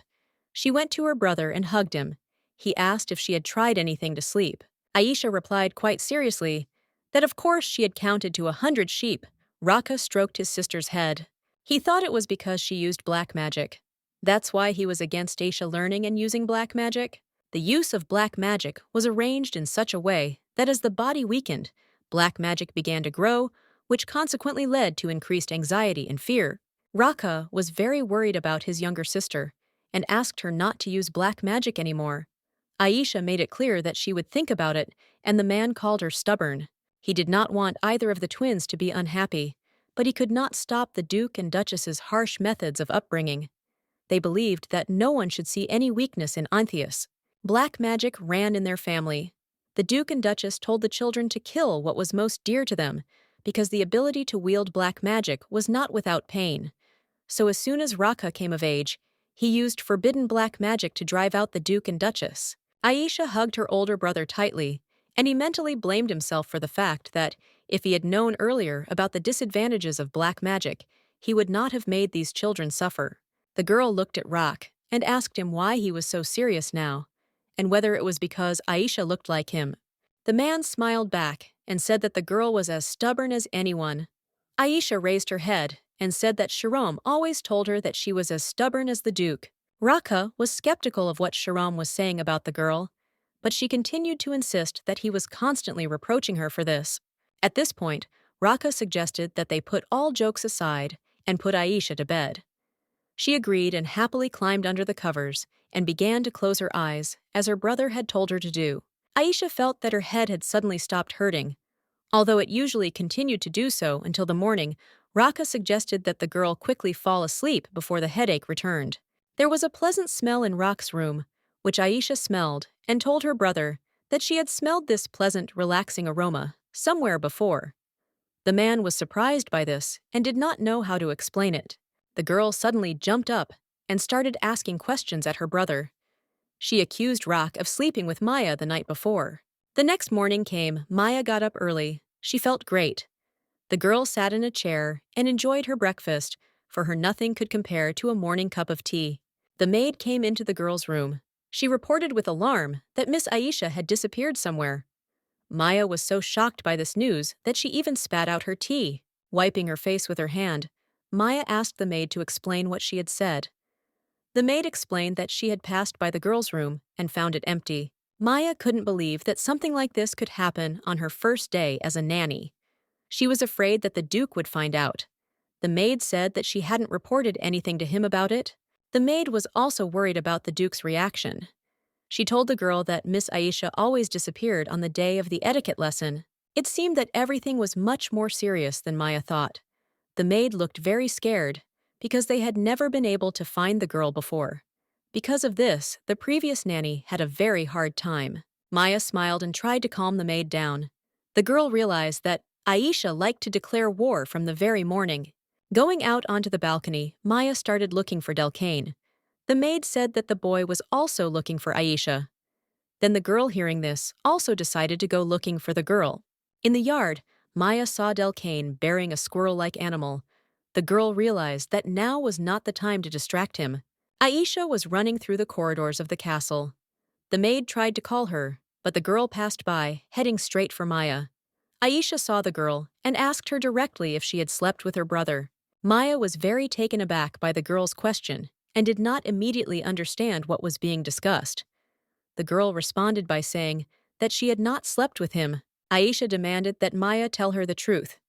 The girl tried to convince her that she really had not slept with Raka.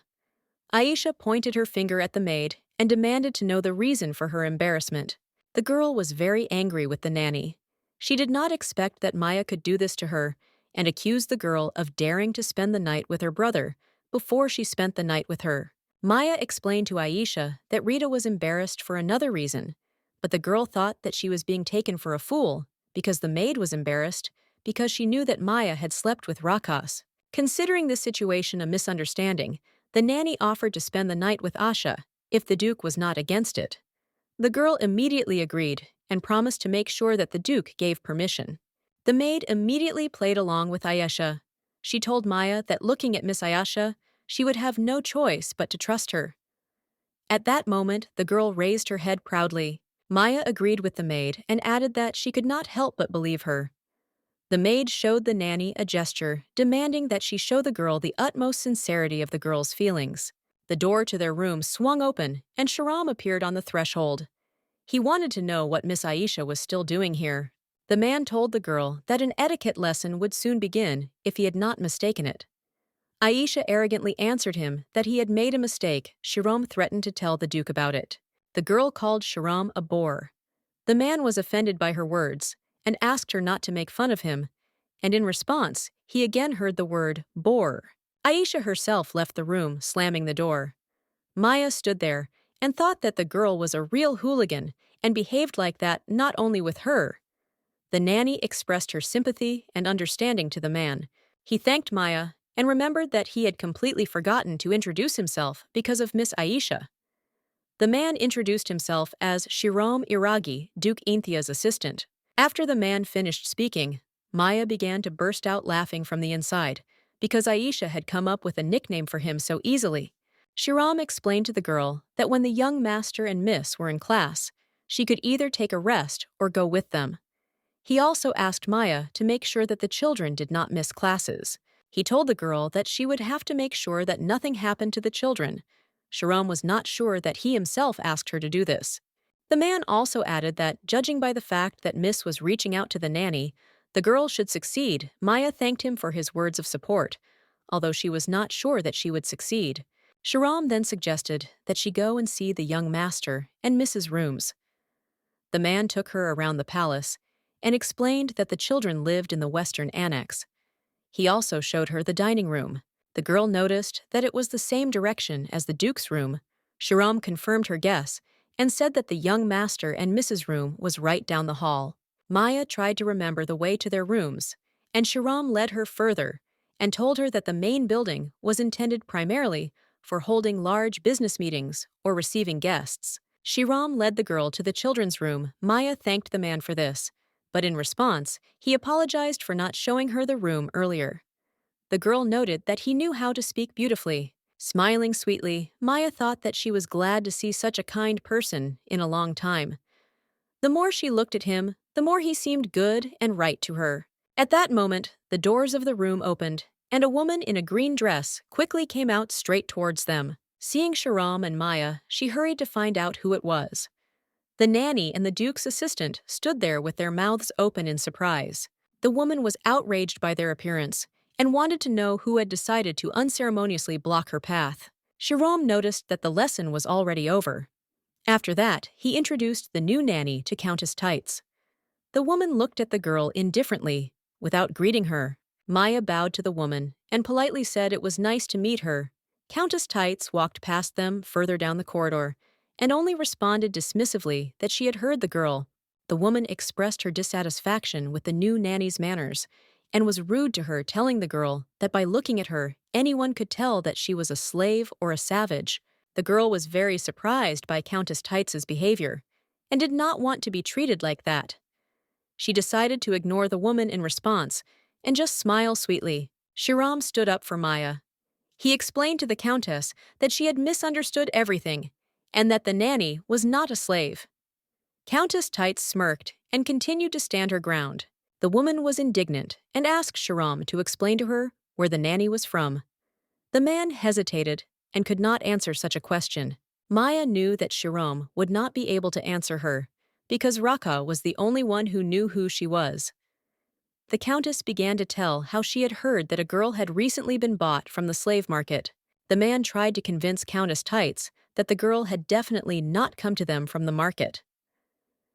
The woman did not believe him and wanted to know the reason why the nanny's origin was being hidden. She could not understand the reason why the girl had agreed to become a nanny. Realizing that things can't go on like this, Maya intends to send the Countess home as soon as possible. The girl kindly hints to her that the Countess is in a hurry and wants to see her next time. Countess Tights expressed doubt as to whether there would be a next time. She confessed to the girl that she would be very sorry that they would never see each other again. After her words, the Countess said that it was a joke. The girl could not resist and laughed. She told the woman that it was funny to watch her puzzle over the girl's origin. Maya explained to Countess Tights that she was also joking because she thought the Countess liked jokes, but it seemed that she was wrong about that. The woman became terribly angry at the girl after hearing this. The Countess raised her hand to hit the girl. The children came out of the room and saw everything that was happening. They were outraged by the behavior of Countess Tights and wanted to know what was going on here. Aisha pointed her finger at the woman and accused her of wanting to hit the nanny. The Countess, seeing the children, immediately came to her senses and began to joke and deny her intention to hit Maya. Countess Tights put her arm around the nanny and grinned.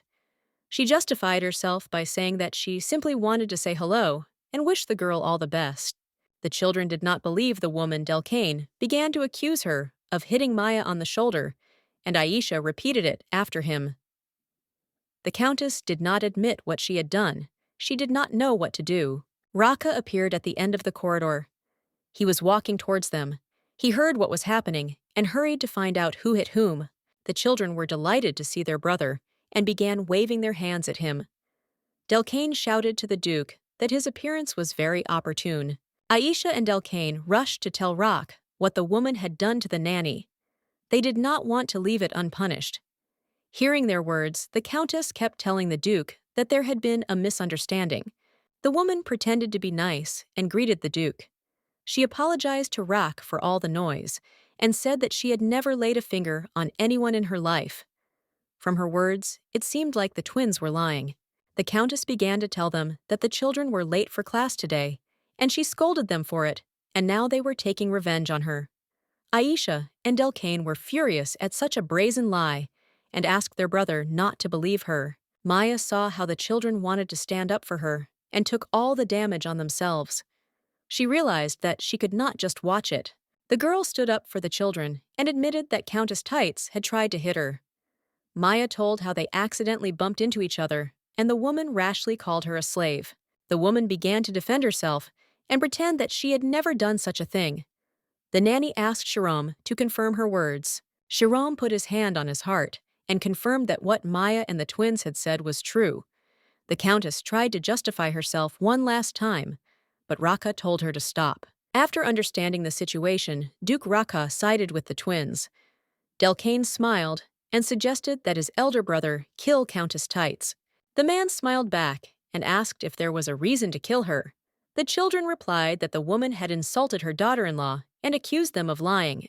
Raka touched his chin and stated that since the Countess's actions were directed at members of the Ainthia family, then she had encroached on the Duke himself and should be punished.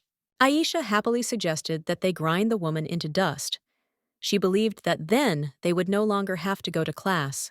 Maya thought that Raka and the children were really going to kill the Countess and rushed towards the Duke. She grabbed his hands with hers and tried to stop him. Holding on to the Duke, the girl caught herself thinking that she hadn't even noticed how she had touched him. Maya was a little scared and expected him to change now, but she had nowhere to retreat. Maya was afraid to imagine how far Raka could go. The girl gathered her courage and asked the Duke not to kill Countess Tights. Raka looked at the nanny in surprise and asked the reason for her request. Maya explained that she had no desire to watch a man being turned into powder before her eyes. The man suggested turning the Countess into dust or even making her dissolve. The nanny explained that these methods were even worse. His next option was to blow up Countess Tights. But Maya again begged the Duke not to do it. Maya thought that Raka could easily write a book on 100 ways to kill a man. Raka confessed to the girl that he could not allow anyone to touch his person. He especially could not allow it if that person was Maya. The girl looked at him, and it seemed to her that the more she touched him, the stronger his reaction was. Maya warned the Duke that he could face consequences. The man tried to calm the girl down, but she insisted that she couldn't stop worrying, and she asked him not to do anything that would make him feel worse. Hearing the girl's words, Raka realized that she was worried about her well-being. Maya confirmed his guess, and then he touched her face and called her noble and good-natured.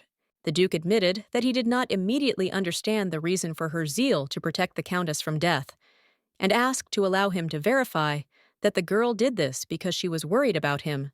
Raka smiled kindly at the girl and declared that he would not kill the Countess. Maya asked him to promise her to keep his word. The girl let go of the Duke's hands. She was curious to know what his reaction would be now. A pleasant light emanated from Rock. He examined his hand and tried to understand his feelings. Delcine called his sister-in-law. He wanted to know if she had finished her conversation with his older brother, Maya. Turned around and saw the boy holding Aisha's mouth with his hands. Now it was clear why the girl was silent. Aisha wanted to kill the Countess, but Raka was against it and invited everyone to eat. The girl said that they would eat and then kill the woman. Having stopped arguing, they went to the dining hall. There was a large variety of delicious food on the table. Maya was very excited about such an abundance of food. Raka noticed that the girl's mouth was open and reprimanded her. She came to her senses because she herself had not noticed how drooling had started and wiped her mouth with her sleeve. Delcane saw that Aisha was again eating only meat, although she had previously eaten fried potatoes that Maya had prepared and told the girl about it. Aisha said that the potatoes Maya cooked had a special taste, but she generally thought that all vegetables tasted the same. After listening to his sister, Delcane handed her a plate of potatoes. The boy offered Aisha to try the dish and explained that it was made from the same ingredients that his daughter-in-law had used when preparing it last time. After trying a piece, the girl expressed her dissatisfaction with the dish and spat it back into the plate with great disgust. Maya suggested that she use a napkin if she decided to do it again. After all, watching people spit into their plates might not please others. Aisha got angry and got up from her chair. The girl concluded that Maya didn't like her anymore. She wanted to know if the nanny had changed her mind about spending the night with her and demanded that Maya answer this. Hearing Aisha and Maya's conversation, Duke Raka was very surprised and asked to explain what was going on. He did not know that the girl and her nanny had planned to spend the night together. Aisha told her elder brother that she and the nanny were going to spend the night together. Raka looked at Maya and asked her to confirm what her younger sister had said. Maya decided that it would be right to side with Aisha in order to settle things. The girl made a guilty look and admitted that she had accidentally planned to spend the night with the girl. The nanny said that it was Aisha who wanted to have a sleepover. The girl confirmed her words and told her older brother that from that day on she would sleep with Maya. Raka tried to find out from the girl what Aisha meant by wanting to sleep with Maya. From that day on, Maya panicked and started making gestures that she would explain it later. The girl's gestures seemed to the Duke to be a manifestation of some kind of illness, and he asked the nanny about her health. The Duke rang the bell and called the maid. He asked the maid to bring Maya some medicine for her eye twitching. The nanny was fine and tried to persuade Rock to stop. The girl jumped up from her chair and said that there was nothing wrong with her eyes, and she had just winked at the Duke. Raka did not believe Maya and decided that she had a serious problem. After these words were spoken, the girl realized that the children had been looking at her all this time. She touched her hair and hesitated a little. Maya sat down on a chair and admitted that her eyes were indeed twitching due to fatigue. Raka was glad that he was right. Delcane was concerned about the girl's condition. He asked her about her well-being with concern. The girl told the boy that she was a little tired and was going to go and rest for a while after she ate. Aisha finished her piece and declared that she could not eat any more. She picked up a napkin and wiped her mouth with it, expecting to be noticed and praised. Maya saw the girl's actions and was very surprised. Aisha explained her behavior by saying that she did not want to cause discomfort to others. The nanny was very happy that the girl grasped everything on the fly. She praised Aisha, noting that there was no other child as smart and good as she. The girl proudly declared that Maya had finally understood her value. The nanny suggested that Aisha would soon start eating vegetables, and the girl confirmed her guess and promised to show it. Raka explained to Maya that she would have to take the medicine that the maid would bring anyway. The Duke told the nanny that he would pretend he had not heard that she was going to sleep with Aisha. The girl heard this and was furious. Maya was upset by Rocky's ban. Aisha found her brother's demand outrageous and demanded that he not interfere in her relationship with the nanny. Raka tried to explain to the girl that this was not right, but in response, she accused him of having already slept with Maya. The Duke's face turned red because he was not prepared for Aisha to find out. The girl said that since her older brother had not told her anything, she herself went and found out everything. Not giving in to the persuasion of his younger sister Raka, declared that the nanny should sleep only with him because that was her duty and others were not allowed to do this. Raka demanded that the girl learn to distinguish between public and private life. Aisha was offended by her brother, and her eyes began to fill with tears. Maya sat at the table and watched silently, thinking that the situation had only gotten worse. The Duke rose from the table and silently went about his business. Maya wanted to know where he was going and called the man. The man turned around to find out what was going on and explained to the girl that he was heading to his office on business. Maya caught up with him and suggested that the Duke console Aisha. Raka explained his actions by saying that there was a limit to the girl's hysterics. The nanny believed that he was being too cruel. Raka confessed to the girl that he could not sleep last night without Maya. He told her that after the day he was unconscious, he could not sleep because of Aisha. The Aintie family knew how to use black magic, but in exchange for this power, when people closed their eyes, they heard the voices of the dead. In the Empire, people tried to avoid black magic because it contained forbidden spells. It was worth using this magic only once as a person began to hear the dead. Maya began to suspect that Raka was using forbidden magic, and that was why he was looking for the Shakir flower. The Duke noted that Maya could not refuse Aisha a place to stay overnight. Unlike him, Raka was not sure that he could hold out for 2 more days. It became clear to the girl that this was all because Raka had not gotten enough sleep, and she assumed that his reaction depended on how close the contact with her would be. Maya politely asked the Duke about his plans to be busy in the near future, and then suggested trying to put him to bed. The man suspected a trick and wanted to know the reason for such a proposal. Maya hinted to him that the children had no classes today, and Raka just couldn't sleep. The girl suggested that they would succeed if she didn't get too close to the Duke. The nanny confessed to the Duke that she felt guilty about leaving yesterday, so she decided to ask Rock's permission to help him now. The Duke quickly turned and walked straight down the corridor. Maya suggested that he come at night if he did not want it now. But in response, she heard Rocky's suggestion to go after him now. He moved so quickly that the girl did not hurry after him and asked to go more slowly. The Duke, on the contrary, hurried Maya and explained his haste by great fatigue. Rocky's room was very dark because of the thick curtains which surprised the girl. She asked if the man always drew the curtains. Rocky replied that he slept better that way. The girl suggested that the darkness could oppress the man. The Duke began to take off his outer clothing and explained to Maya that the darkness could not oppress him because the light was unpleasant to him.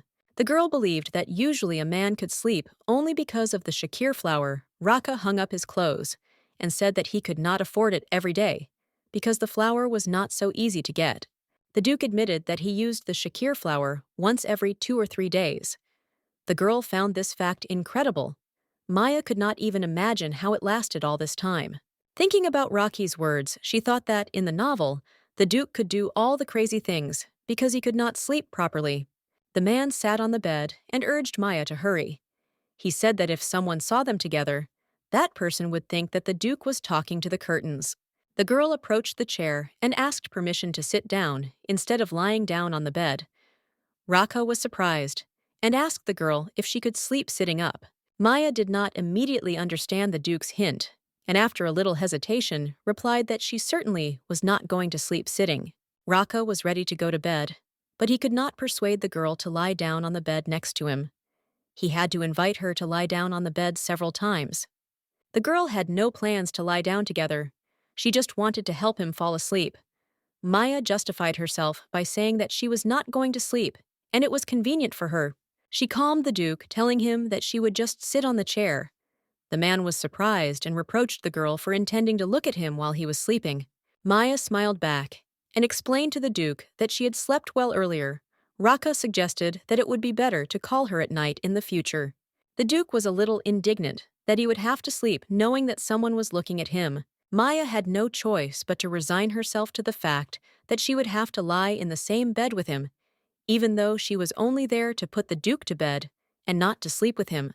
The girl suddenly realized that if Raka fell asleep now, he would not call her in the evening. Coming closer to the curtains, Maya expressed her consent to sleep together. The Duke found it hard to believe since the girl practically hid behind the curtains. Maya was very excited and felt she needed to pull herself together. She opened the curtains and explained to the man that she just wanted some fresh air in the room.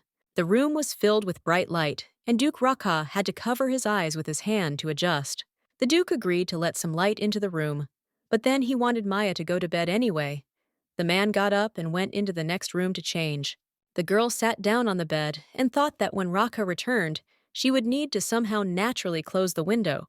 A strange sound was coming from the room, where the man was changing clothes, which Maya heard.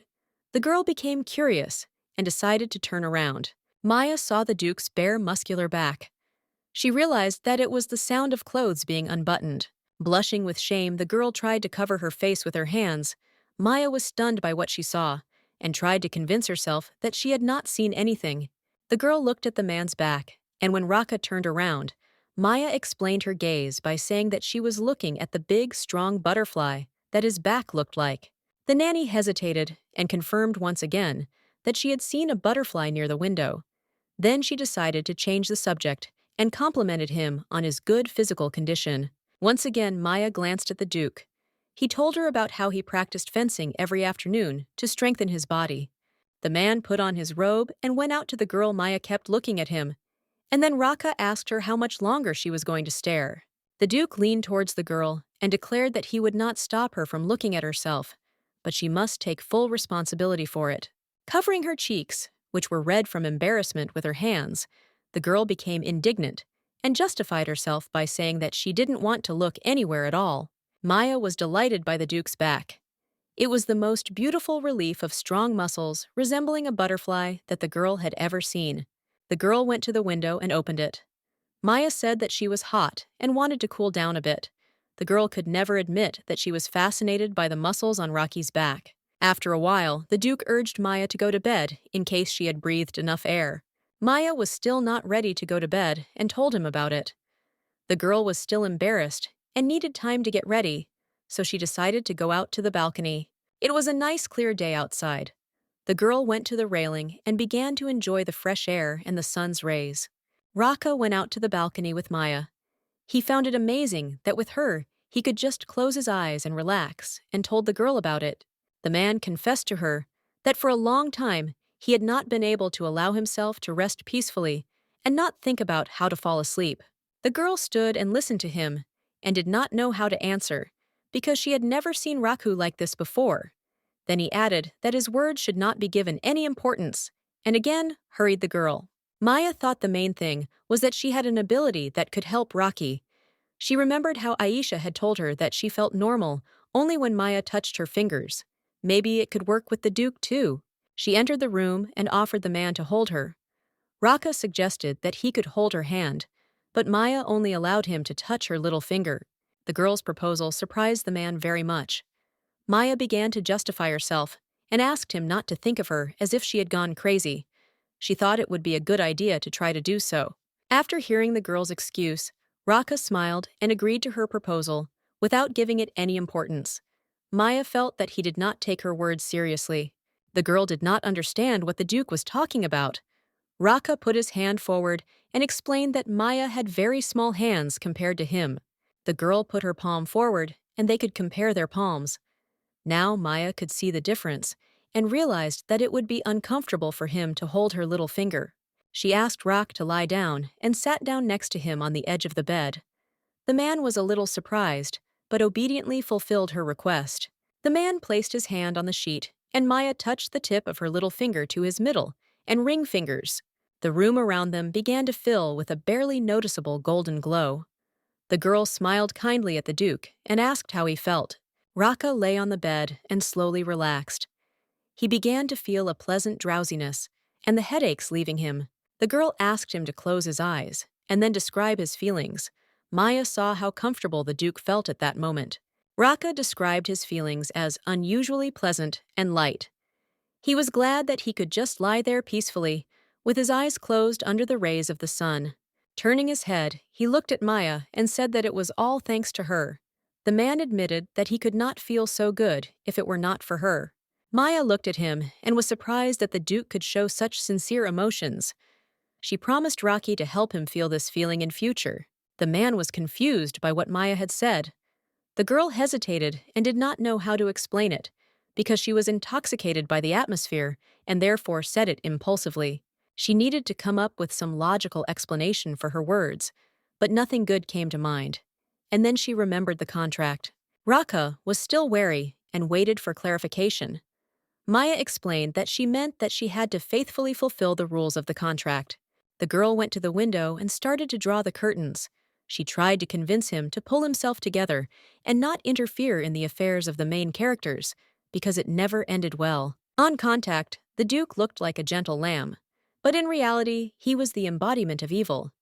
He was the kind of evil that would not even blink an eye when killing someone. The main characters of the novel were deliberately given a beautiful appearance, but one could not give in to this. Maya closed the curtains completely, and the room became dark. She decided that she should not feel anything towards Rocky.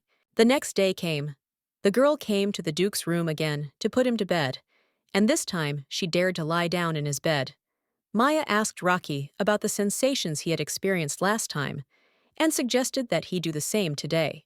The man lay next to Maya in the dark room on the same bed. He closed his eyes and tried to relax again to fall asleep. Maya lay quietly next to him, and all this time, she was staring at the Duke. Raka sensed this and reprimanded the girl. They started arguing among themselves. The girl did not understand how Raka could feel her gaze and justified herself by saying that she was just about to close her eyes. The Duke smiled and suggested that Maya repeat the same thing, only with her eyes closed, so that it would look more realistic. After his words, the girl quickly closed her eyes. After some time, Raka fell asleep, and Maya wondered how long it would take to wake him up. She herself felt slightly tired and gradually began to fall asleep. The girl herself did not notice how she fell asleep, but after some time, she was awakened by the voice of the Duke, who called her by name. Maya opened her eyes and assumed that it was still a dream. Raka was hovering right above the girl and looking at her. The whole room was shrouded in a dark aura of black magic. The man was tugging the girl's shoulder with one hand to wake her up faster. Maya assumed that when she was tossing and turning in her sleep, she had accidentally touched Raki, but that was not right. She asked the Duke to move away from her. The man looked at the girl passionately and told her to call him by his name. The Duke's eyes filled with an aura of dark magic, and the girl noticed it. The girl asked Raku to move away again, but the man did not want to do so. Then Maya warned him that he might regret what had happened. She tried to persuade Raku to stop because he was not himself now and could not control the consequences. The man considered it unimportant and said that he would not regret it either now or later. Maya tried to explain to the Duke that she knew more about the Duke's future than he did and that he should not underestimate it. Raka did not believe it and leaned closer to the girl. The man almost touched Maya's face.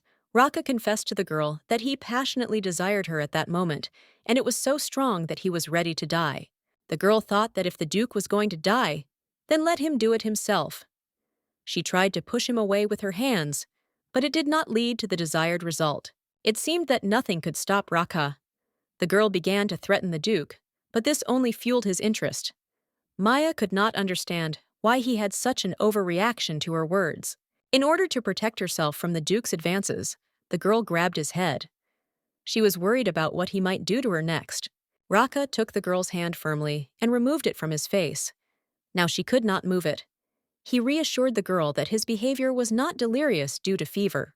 Maya asked the Duke to let go of her wrist, and then to move away from her altogether. Raka freed the girl's hand and called the girl's desire to let go of her stupid.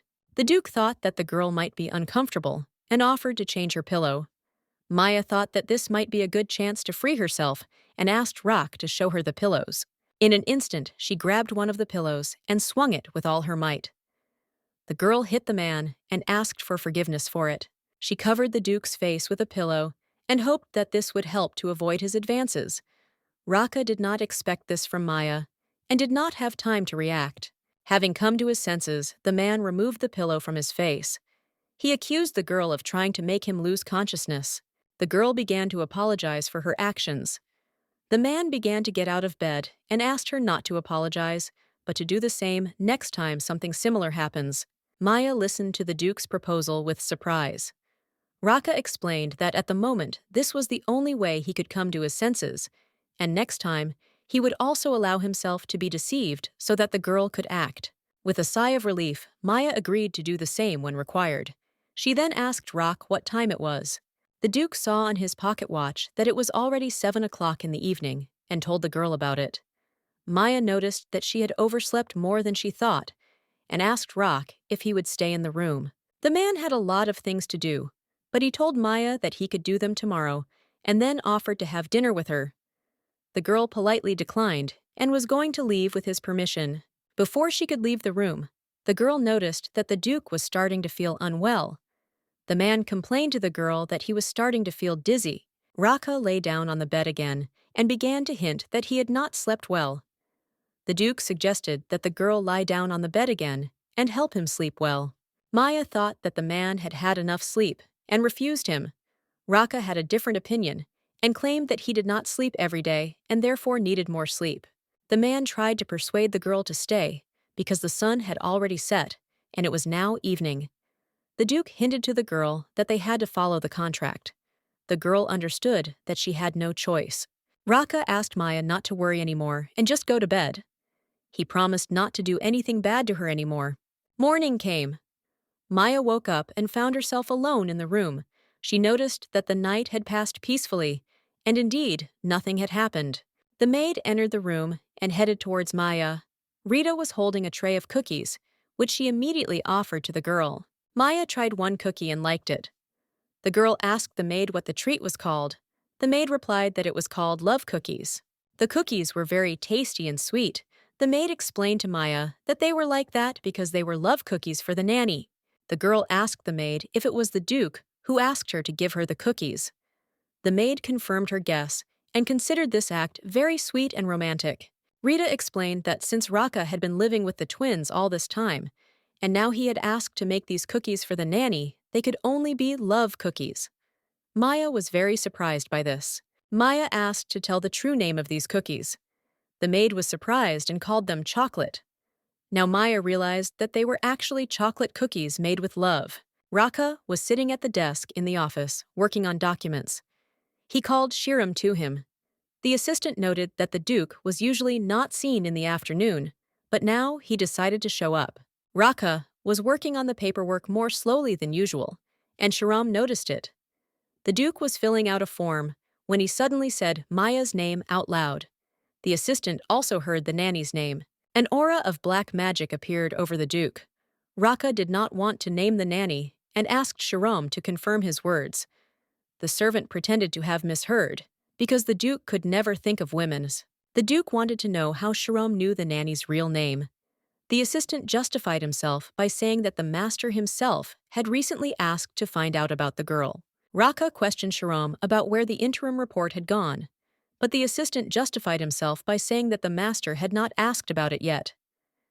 This greatly infuriated the Duke, but Shiram began reporting to him. Maya was from Libertan. The oracle said that a blue-eyed child born in Libertan would be called a daughter of God. According to the oracle's instructions, she was taken to the temple and raised as a daughter of God. Libertine was a backwater on the outskirts of the Zerdia Empire. It was a place where crime was rampant, and no one would be surprised if a child went missing there. Shiram said that after the girl had entered the temple again, the oracle had descended again. He then took a letter from his jacket pocket and handed it to the Duke. Raka opened the letter and began to read. It said that the daughter of the letter's sender, having awakened her abilities, would restore stability to Zerdias. The Duke realized that the girl hid her identity because the oracle had called her God's daughter. He knew that the emperor's power was unstable, and if this became known to everyone, the emperor's position would weaken. He could lose the support of his subjects. Raka recalled how Maya always wanted to go somewhere, and there was a feeling that her life was threatened.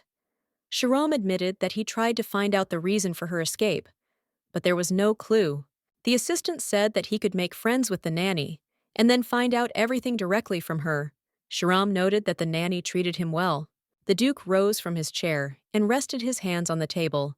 He told the servant not to waste time on finding out. Raka declared that he would find out everything himself. After the lesson ended, the door to the corridor opened and Delcane appeared in it. He was glad to see the girl and confessed to her that he missed her. The boy asked his nanny how she had managed to rest. The girl thanked him for his concern, and in return asked Delcane if he had been paying attention in history class. Delcane admitted that he listened to the lesson without interest, since he already knew all this, but Aisha should have studied harder. Maya encouraged the boy, saying that the knowledge would be useful to him in the future. The nanny learned from the boy that Aisha had not come to class at all today and was very upset about it. Then he told her that yesterday his sister had not even come to dinner. Maya felt guilty for Aisha's bad behavior and wanted to know if the girl was still angry with her. Delcane did not think his sister was angry and assumed that she would soon calm down.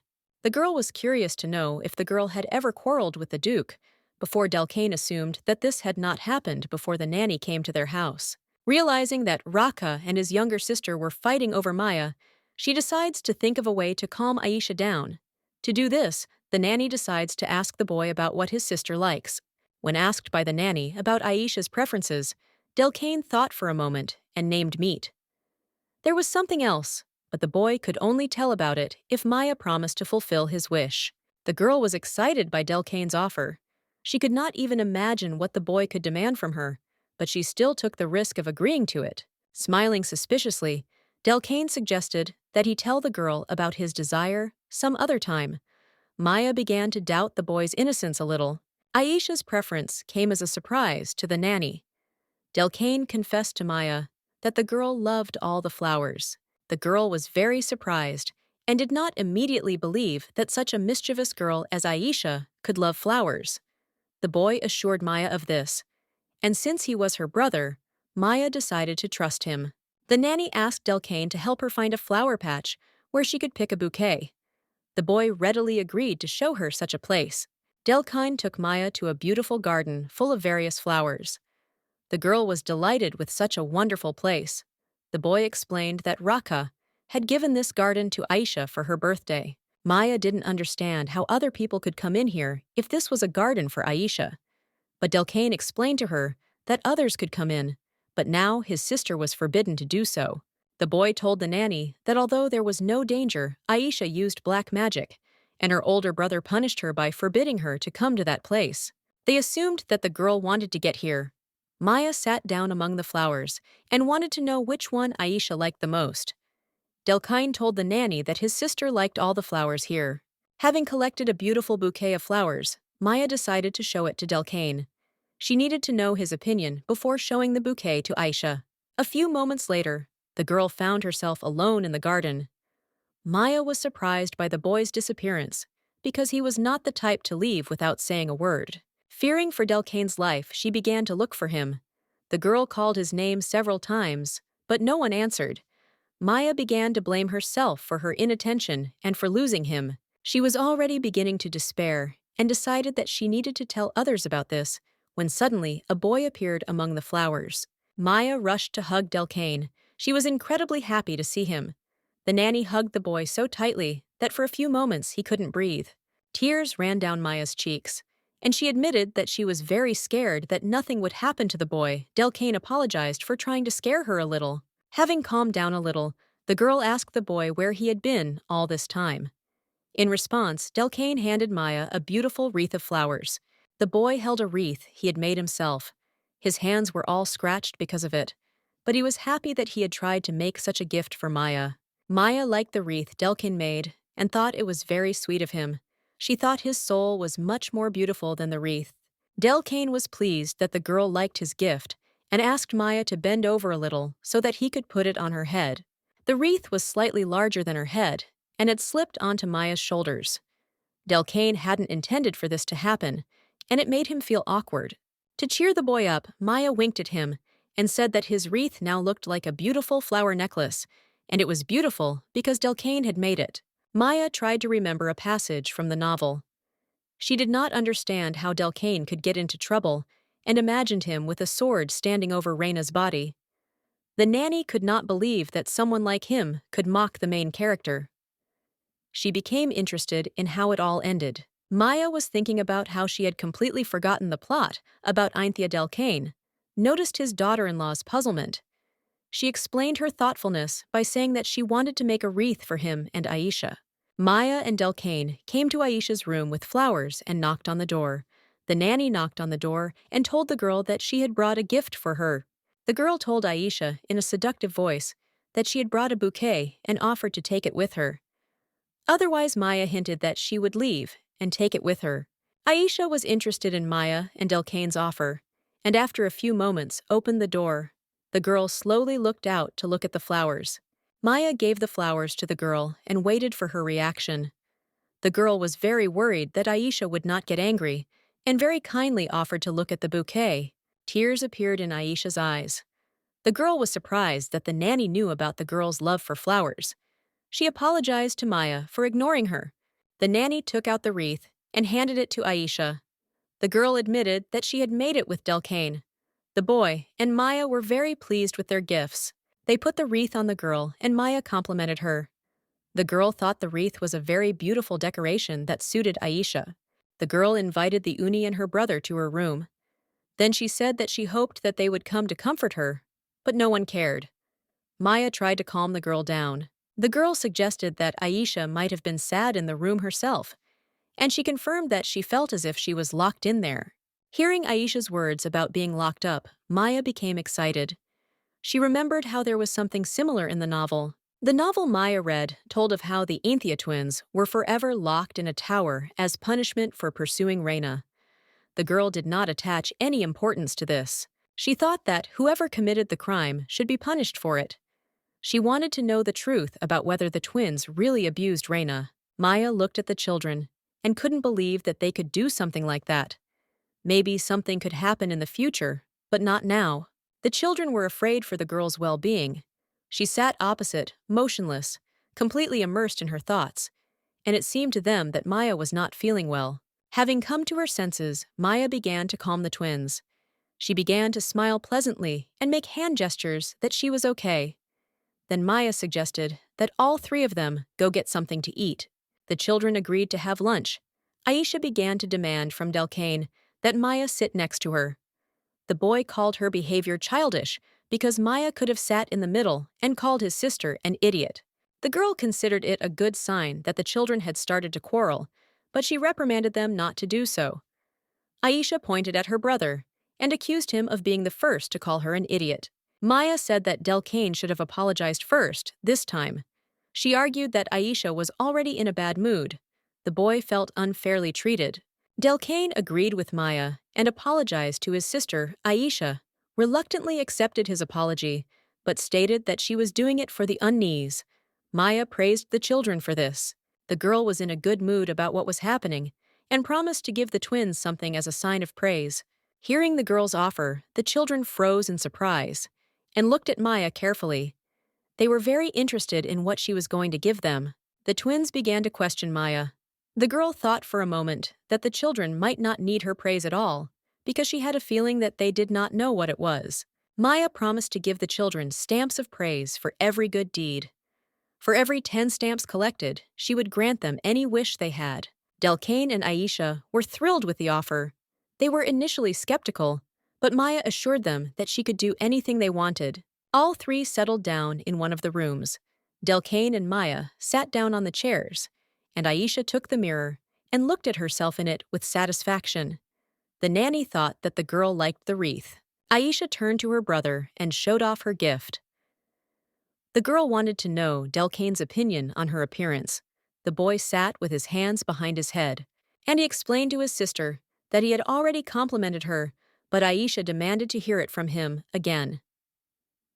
Delcane thought that the wreath was so beautiful because it was made by his daughter-in-law. Maya was pleased to hear good words from the children about her gifts. The girl decided that she would need to give the twins something more often in the future. There was a knock on the door of the room, and Maya looked out to check the maid was standing at the entrance. Seeing the girl, she was a little surprised that the nanny was still with the children. Rita said that the Duke wanted to have dinner with the children, and the nanny Maya liked Rocky's suggestion, because when they eat together, she can eat a lot of tasty things. But on the other hand, the girl did not want to see them quarreling again. The maid added that Mr. Raka had said that they would definitely eat together. From now on, Rita was very excited by the Duke's display of affection for the nanny. Maya thought that Aisha would eat with Raka again, despite their recent fight. The maid asked the nanny to convey her words to the twins. The girl returned to the room and began to relay the maid's words about today's dinner. But Aisha interrupted her with a question about whether Maya would be present with them. Aisha heard a positive answer from her nanny and was immediately delighted. The girl made a joyful gesture with her hands and admitted that today was the best day of her life. Maya saw the girl in a good mood and confessed to her that the Duke would also be at this dinner. Aisha did not like this, and she lay down on the floor and began to scream, stamp her feet, and wave her arms. The nanny tried to calm the girl down and explained to her that she couldn't eat separately all the time. Aisha was indignant and said that she would stop eating altogether. Persuasion had no effect on Aisha. Maya suggested going together, and then the girl could decide what to do next. Aisha was angry and asked to tell the Duke that she did not want to have dinner with him. The girl resigned herself to the fact that she would not be able to persuade Aisha and decided to go alone with Delcane. Aisha angrily insisted that they explain to her brother that she had no intention of eating with him. There was a knock on the door of the room where the Duke was doing business. The man opened the door to check and found a priestess there. Maya seemed very excited about something. She asked Rock to talk together for a while. The Duke suggested that they come into his office and discuss everything there.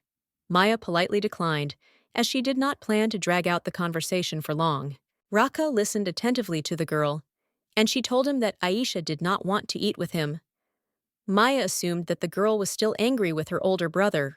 He explained Aisha's behavior by saying that she had not yet thought about her behavior. Raka believed that the girl would come when she was hungry. The girl was a little surprised by the Duke's answer. Maya was sure that Aisha was not the type to come here just because she was hungry. She confessed to Rocky that the girl had said a minute ago that she would not eat. After listening carefully to the nanny, Raka realized that Aisha was behaving this way because she was upset. The man became furious and was determined to talk to the girl right away, which scared Maya. The Duke headed to his younger sister's room.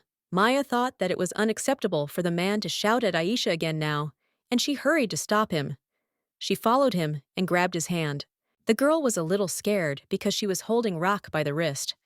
She hesitated and tried to explain her action. The aura of dark magic was growing stronger around the Duke. He told Maya to let him go and wait here. The girl expected that he would immediately lose his composure at her touch.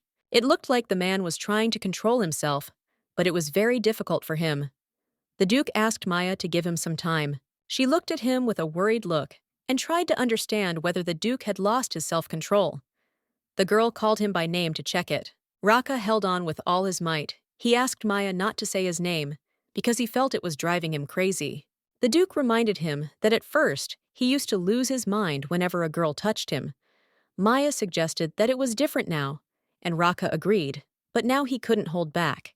The man grabbed the girl's hand and approached her. Raka looked at her with a loving look and called her by name.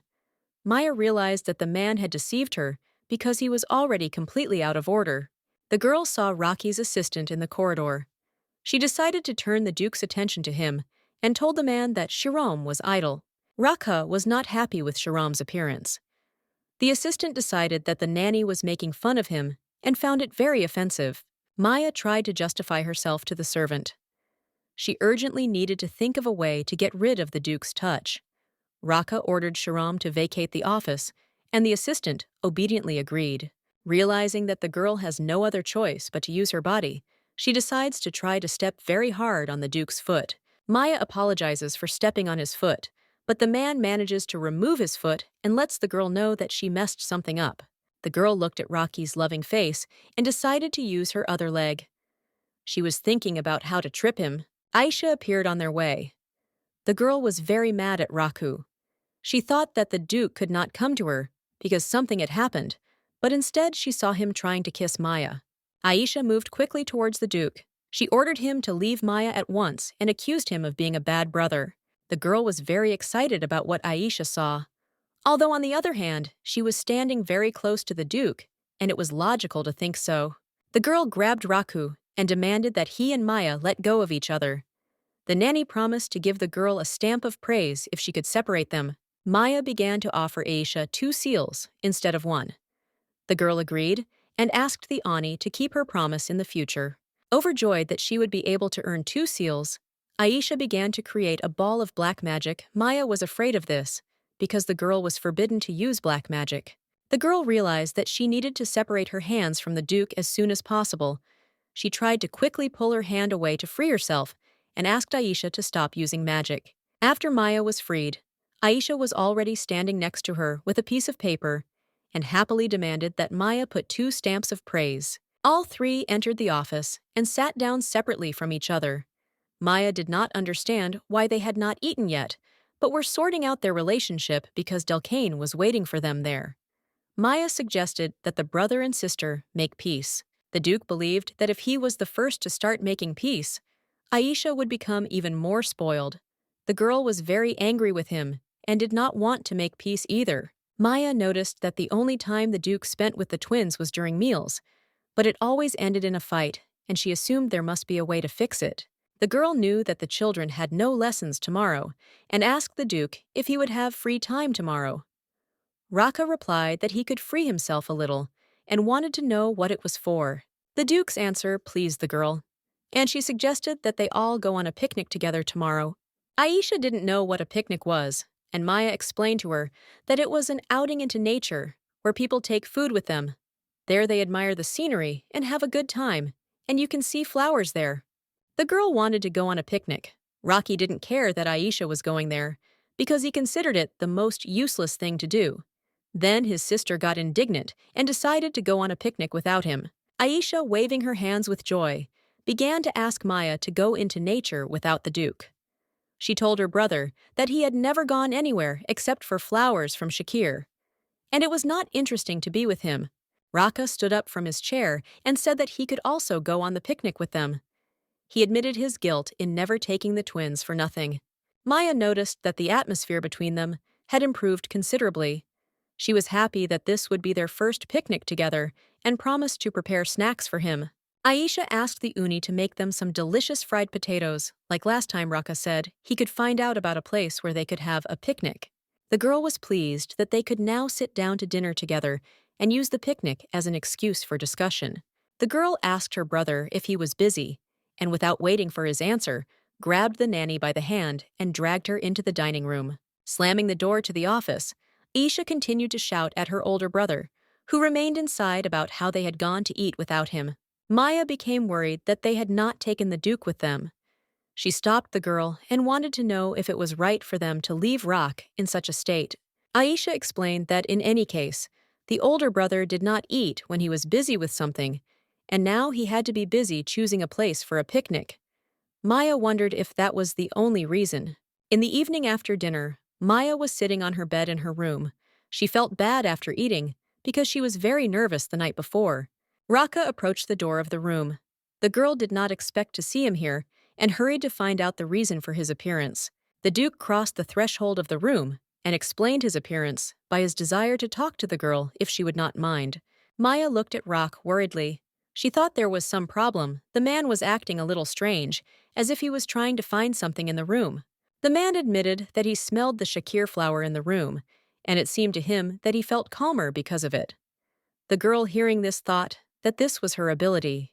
Raka sat down at the table and started telling that he had come to discuss something. Maya thought his coming was unnecessary and said that he could have simply called her to his place. The Duke admitted that he had intended to do so, but thought it would be dangerous to invite the girl to his place late at night. Then he reminded her of his promise to find a place for a picnic. The man had to find a picnic spot himself, so he did some research. To do this, Raka looked through several books on how people spend picnics. He brought these books with him and said that, as a result of his research, he found out that picnics are also held at home in the yard of one's own house. Raka thought this was a good option, because this way he could work and be at a picnic at the same time. Maya looked at the Duke with a surprised face. She wondered how Raka knew that people go on picnics in their yard. The Duke handed the girl a book and said that he learned about it from it. The nanny took the book from Rocky and wanted to know its title. She was a little outraged by the Duke's proposal, as she thought it was wrong to have a picnic in her own yard. The man said the book was called Mom, Dad, Let's Go on a Picnic, and explained that there weren't many books, so he relied on that. The girl assumed the Duke had read a fairy tale. The girl looked again at the strange titles of the books that the Duke had brought. She was surprised that Raka had been busy with this nonsense all this time, and had not even eaten. The Duke explained that, after reading this literature, he realized that the location of the picnic was not so important. The main thing was that they were going to spend time together. Maya realized that Raka had never been to a picnic and could not be trusted to organize such an event. She explained to the man that the picnic was not only a vacation, but also an education. The girl thought that if you make a picnic in the yard, it might look more like a walk, so doing it in the yard would be wrong. She also thought that Aisha would be disappointed because of this. Raka began to call upon dark magic to burn the book. He considered it worthless because it contained information that would only hinder him. Maya tried to stop the Duke. The nanny explained that the book was not meant to give him information. Raka suggested that Maya was related to the author. Maya justified herself by saying that she did not know the author, and suggested that they figure it out together. Seemed completely confused. He scratched his head and said that now he would have to start all over again. Maya calmed Rock and asked him how well he knew the Zerdia Empire. The man replied that the Duke was obliged to know the territories of the states. The girl asked Rock to name places he knew with beautiful nature or historical landmarks. The man replied that he knew a place where both criteria were combined. The Duke thought about it and suggested that going to his suggested place was a good idea. Maya was glad that they had decided on a picnic spot and suggested that they go to bed. The nanny sat down on the bed and asked where they would sleep today, since her bed was too small for both of them to fit on it. Raka replied that he would sleep in the chair today. The man moved the chair closer to the girl's bed and asked if she would let him hold her hand. Maya lay down on the bed, and the Duke settled himself in the chair so that he could touch her palm. The girl lay and thought about whether everyone would be in a good mood tomorrow. The dangerous forest was a source of black magic inhabited by all sorts of small evil spirits. So often, no one climbed into this dark place. Shiram learned that the Duke, his nanny, and the twins had gone into the dangerous forest. He assumed that this was not a picnic at all, but an exercise to develop courage, and hoped that everything would be all right with them. Once in the forest, the girl was a little upset because she had imagined it differently. Raka explained that he had brought the children and Maya to the exact place he had spoken about earlier. The girl indignantly demanded that the Duke show her historical sites. Raka emphasized that he had brought them to a very ancient place. The Duke pointed to the thicket of the forest and explained that it was here that the black magic of Antia had once originated. The children froze in amazement as they listened to their older brother. The girl mentally asked them for forgiveness because she also did not know that they would come to such a place.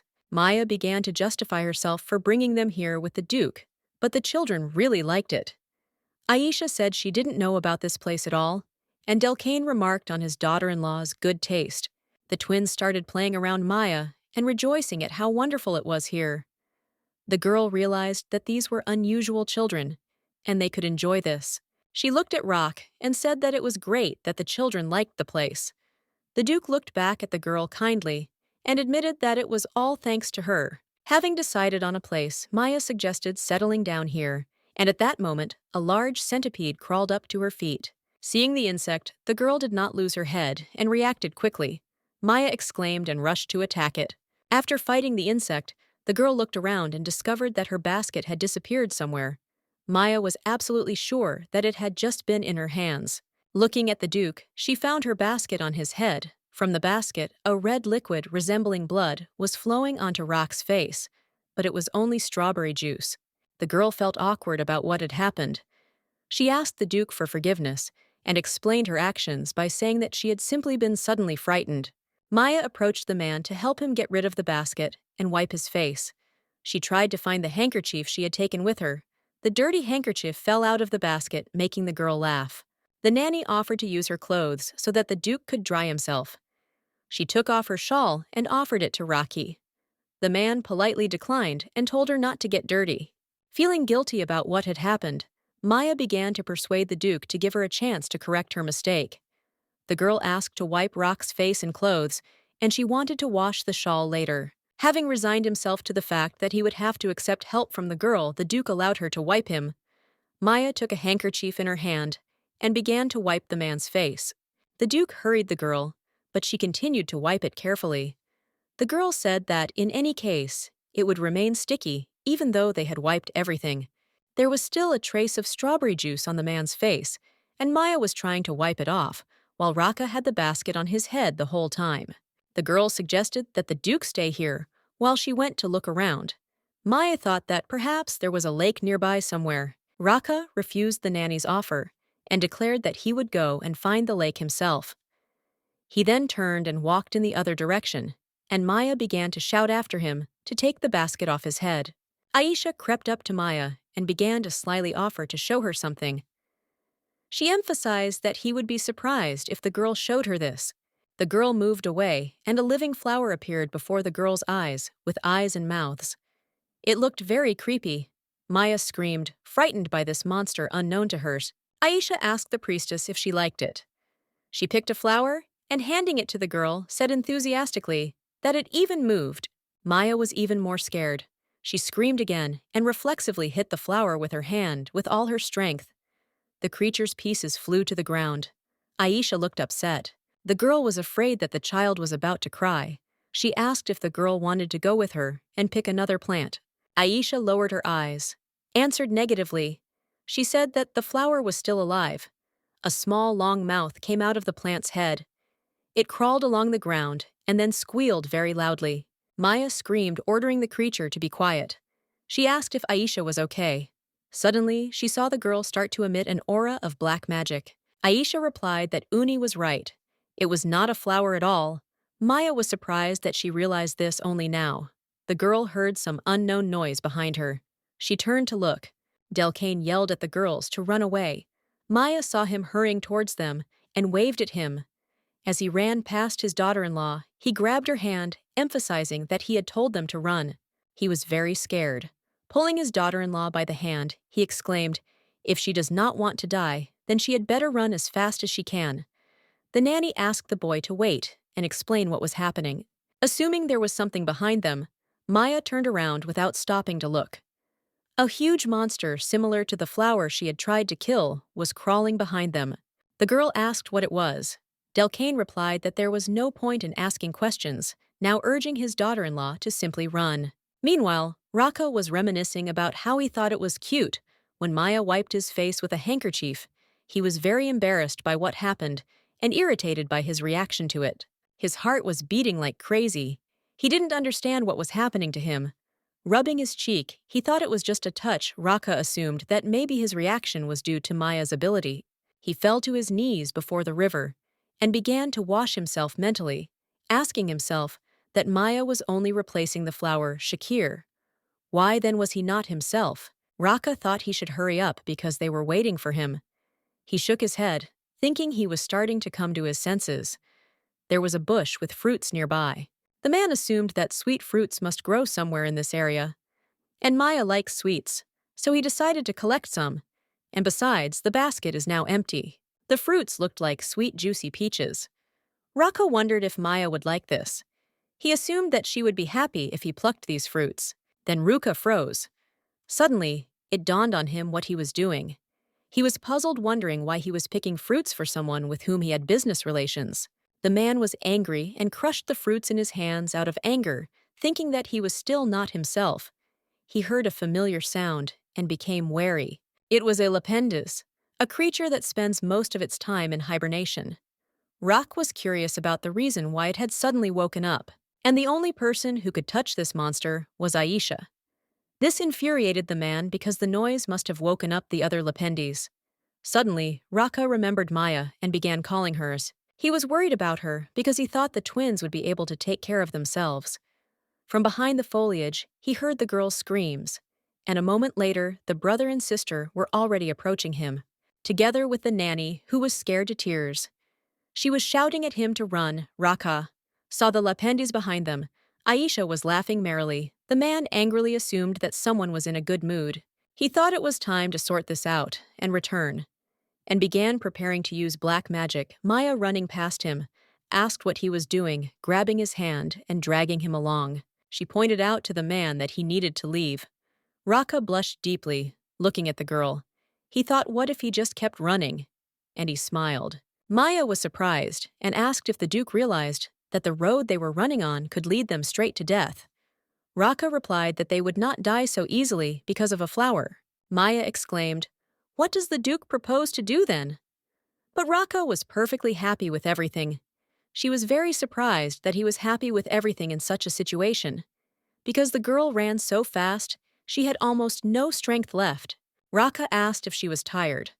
Maya, barely able to speak, replied that she felt like she was going to die. It was too much for her.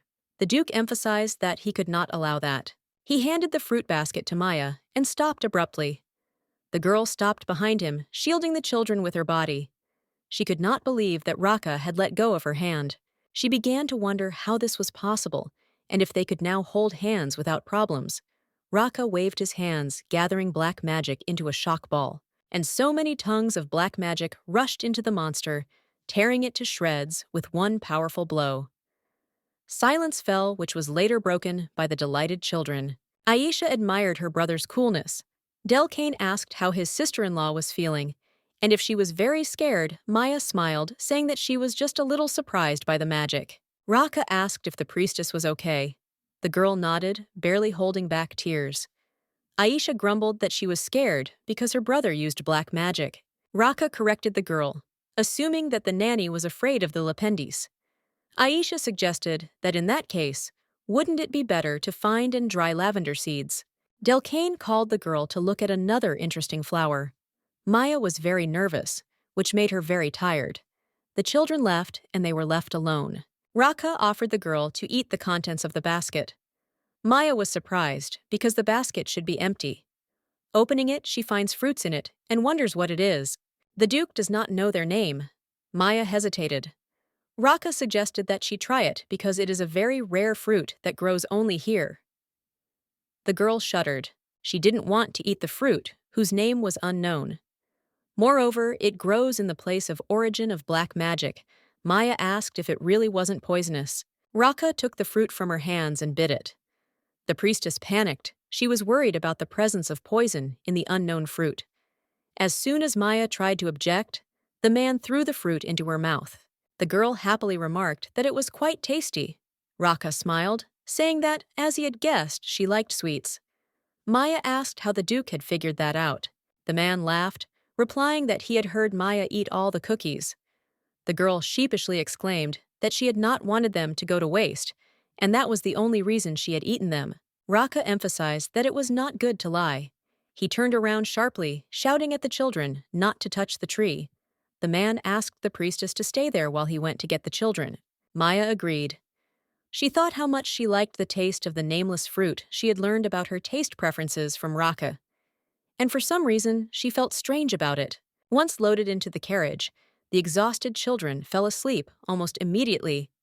Raka started a conversation to dispel the awkward silence, asking if the priestess was having a hard time with the twins. Maya replied that it was a bit hard, but since they liked her, she was fine with it. Raka was happy about that. The girl giggled, asking if he was worried that she might get tired, give up and leave. Raka's expression changed abruptly, asking the priestess about her departure again. She asked if it was not an option when things were hard. The Duke interrupted the girl and categorically objected to her. Maya was frightened by Raki's stern look and sharp answer. He suggested keeping quiet, as he felt seasick.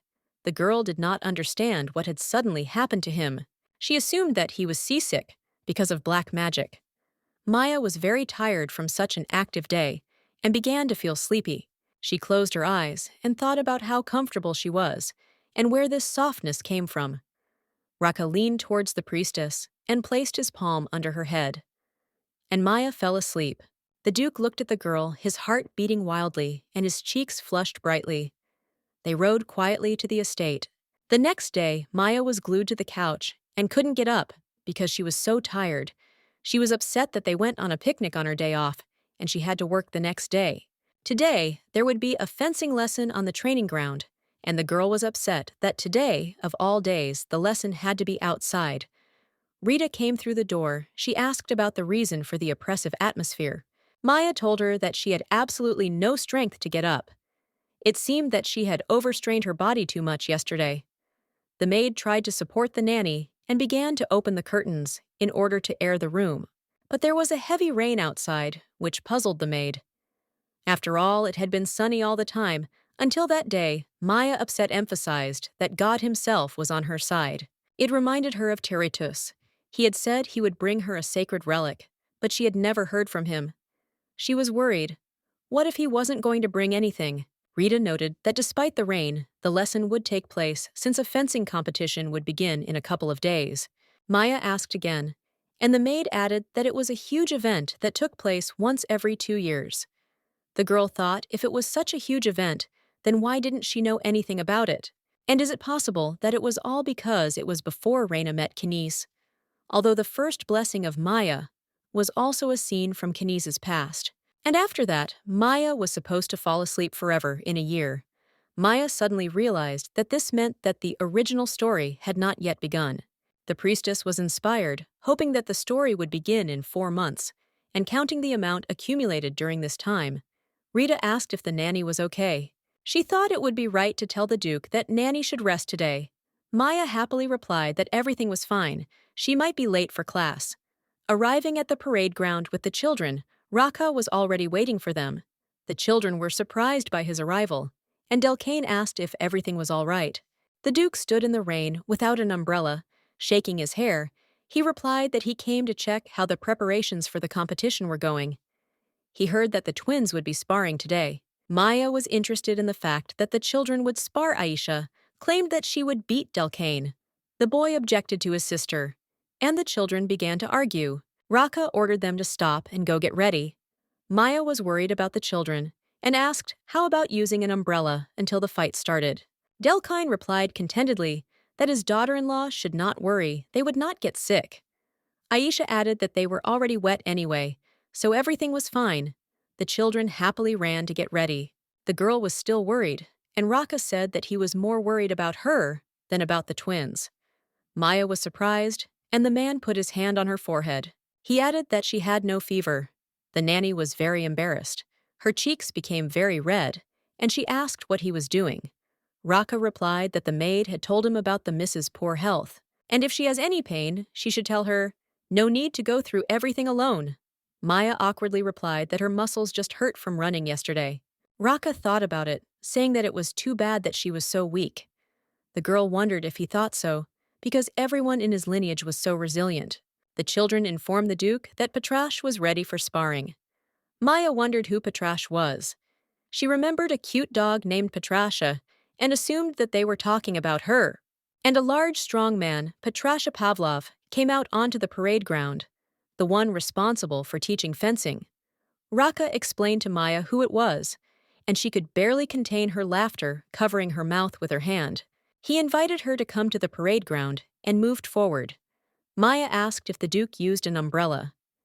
The man replied that he did not take one because he thought the rain would soon stop. Then the girl, smiling sweetly, suggested that they go together under her umbrella. A slight blush appeared on Rocky's cheeks, and he agreed. Zerdia Imperial Palace. A servant approaches His Majesty, asking if he has seen the list of participants in the fencing competition. The man dejectedly replies that he has not yet. He tiredly held his head, thinking that he had more important things to do. The Shakir flower was gone, and what was worse, the daughter of God was missing.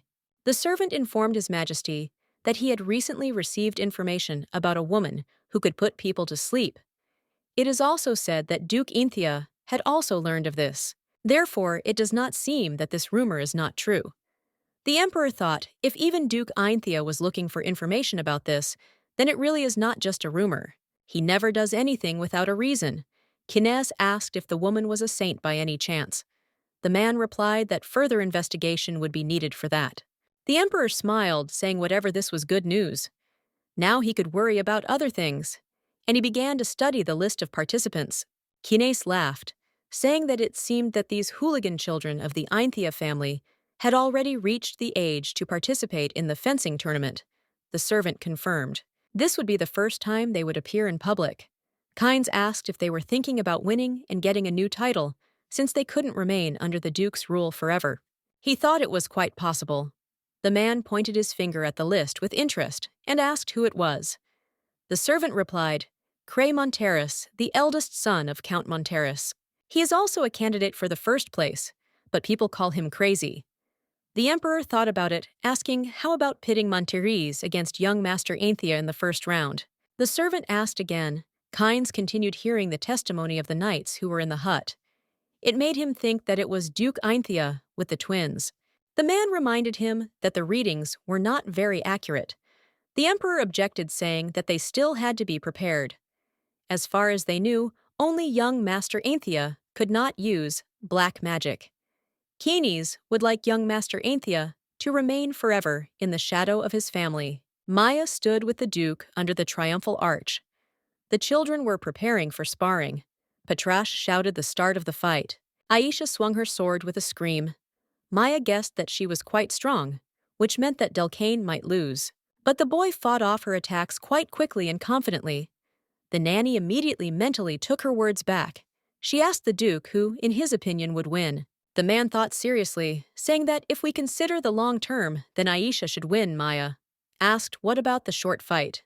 Raka replied that he did not know they were both terrible. They are wasting their time. A verbal altercation ensues between the children. Aisha tells her brother not to dare to even try to deceive her. Delcane is indignant, calling on his sister to concentrate. The children were glowing with confidence. Aisha thought this was her chance to show off her good side to the Unis, and Delcane was very worried that his daughter-in-law was watching. The boy attacked his sister, but she held back the blow, emphasizing that if he attacked with such force, he would fall. Aisha was sure that victory would be hers. Delcane deftly kicks the girl in the leg, and she, not expecting it, falls to the ground. The brother puts his sword to the sister's neck, and Patrash declares Delcane the winner. Aisha began to justify herself by saying that she lost because of the rain, but she would definitely win the fencing tournament. Delcane asked what she would do, because her daughter-in-law would not know whether she would win or not. The daughter-in-law won't be going to the tournament? Aisha's eyes widened in surprise. She asked the Uni if that was true. Maya confirmed, saying that she wouldn't be able to go. The girl cried out piteously, turning to her elder brother. Couldn't she go with them, since it was her wish? Raka replied in the negative, but Aisha did not give up. She asked the reason for the refusal. The brother answered that it was not part of their plans. The sister continued to argue. Maya thought that the fencing tournament was a very large-scale event. Therefore, Emperor Kynes cannot help but go to the tournament. If she is seen in such a crowded place, she will be immediately seized. Aisha asked if Uni wanted to go to the fencing tournament. Maya gently replied that she really wanted to, but she couldn't. She would support them from here. Aisha exclaimed that she hated Uni. Maya walked down the hallway of their house, thinking about the girl's reaction. It seemed to her that Aisha was very upset. She said that the tournament would be in 2 days, so tomorrow they will also train. Maya suddenly had a good idea to make juice to support the girl. Maya made juice in the kitchen, and the cook tasted it and admired its incredible taste. He asked if this was what the nanny had made for their picnic. It tasted just perfect to him. The girl excitedly asked if Aisha would like this juice, since she was unable to give it to her to try at the picnic due to some circumstances. The chef responded with admiration that of course she would like it. Because the carrots were barely noticeable, in the juice it had more of an apple flavor, so she should like it. The man found the juice to be truly incredible in taste. Maya happily thanked him for his kind words. Raka stood at the door, wondering what was going on. He thought the maid had advised him to look into the kitchen, and he was curious as he had never seen her so agitated. The servants were very surprised by the Duke's presence in the kitchen. Maya asked what he was doing there. She added that she was making vegetable juice for Aisha for breakfast, and the man asked why she was doing this. The girl hesitated awkwardly, answering that she simply wanted to do it, emphasizing that the people present here had done nothing wrong. Raku was surprised by the nanny's behavior, why she was trying so hard for everything. He wondered if she really cared about Aisha. After all, no one usually wants to deal with twins. The Duke said she didn't have to take such great care of the girl. She was simply obliged to do the work that a nanny should do. Maya sheepishly replied that it was all true, but Aisha had looked depressed all day. She was doing it just for herself outside of her work. Raka asked again, and Maya confirmed her words. There was an awkward pause, and the girl rushed around the kitchen, not understanding anything but thinking that it was better to get out of here before he himself threw her out of the kitchen. Maya lost a bottle of juice, and the cook handed it to the girl, saying that there was little space on her table, so he moved it. Maya happily thanked him for this. The girl wanted to thank the man and offered him the rest of the juice. The cook was very grateful to Maya. Raka grabbed the bottle of juice meant for the cook and drank it, saying that he was not so bad. Everyone present looked at the Duke in surprise. Raka remarked that everyone was free since they were doing nothing. Maya thought that he was in a bad mood today, suggesting that Rake might feel better if he ate something sweet. Maya offered him more juice, pointing out that it was sweet because it had honey. Thanks to him, perhaps the Duke's spirits will rise. Raka looked dejectedly at the bottle, realizing the absurdity of what he had done. He angrily put the bottle on the table, ordering it to be removed, and walked away. Maya assumed that the Duke did not like the juice. The servants noted with embarrassment who their Duke was, who had never been interested in women. The day of the fencing competition, Maya sat dejectedly in the stands, dressed in a black cloak. She had to go because of the wish made by Delcane. The girl thought that he would use his privilege later, as expected from the Ainthia family. Maya remembered how she begged him to make another wish. After all, she had good reasons not to agree. To which the boy replied that it was she who said that promises must be kept. He was disappointed. Aisha played along with her brother as best she could. Maya couldn't say anything, but she was terrified that if she was caught, she would go to the temple and then she would die. Next to her in the same long black cloak sat Raka, with his arms folded across his chest, and he seriously told Maya not to promise again that she would fulfill the twins' wishes. The girl agreed. She suddenly noticed that there were more blondes with blue eyes than she thought. It seemed to her that everything was not so bad. Maya said that in that case she would not be caught. And as soon as she touched the hood, Raka pulled it over her face, telling her not to even think about removing the cloak. The girl whined that she hadn't tried to take it off. The Duke answered sarcastically, "Apparently, it seemed to him." And Maya hesitated since she had nothing to answer. And she grumbled, asking if the Duke considered her a child, since she too did not want to be found and sent to the temple. There was an awkward silence between them. Maya thought she had said too much. Then Raka asked why she had run away from the temple. Maya thought about it. The novel tells us that after the second blessing, Maya's life began to fall apart. She knew that Raka could keep his mouth shut, but how could she tell him about it? Just as she was about to reply, the arrival of His Majesty, the Emperor, was announced. People rushed closer to the field. Everyone wanted to see the Emperor. A crowd began. Maya, standing on her toes, tried to see what was happening. The men next to her were arguing for a place since neither of them had ever seen the Emperor, and the girl was worried about getting caught in the heat of the moment Raka offered her to take his hand. Maya became very nervous, saying that everything was fine, and suddenly she was pushed, and the girl, almost falling, grabbed the Duke's hand. She trembled and thanked the man for his help. Raka said in a menacing tone that he thought they wanted to die, so they had lost their minds. And Maya abruptly let him go, admiringly, telling Raka to look at what a beautiful view they had. She thought that the daughter of God still needs to control the reckless killings today. Seeing the Emperor, Maya thought this is the strength of the protagonist. She said in fascination how beautiful he was. His beauty could be felt from a distance. Raka looked at the girl in surprise, asking if she was the one who was avoiding His Majesty. Maya replied that it was true, but why was he so interested in it? Raka turned away, telling her not to pay attention to it. Aisha and Delcaine were waiting for the tournament to begin. The boy examined his sword, asking for his sister's sword for comparison. After examining both swords, he realized that the hilt of his sword was very loose. Delcaine said his sword was broken. Aisha insisted that he go and change it at once, so her brother did. He thought it was strange because the event was quite serious.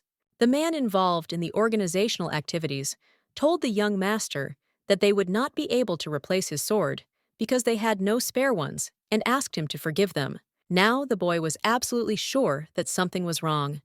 The Emperor was informed of what had happened, and he admired the cleverness of the young master. The servant said that despite the sword being broken, he did not give up on the competition. The boy had aroused Kinesa's interest. However, no matter how good his skills were, whether he could defeat the son of Count Monteris was still in question.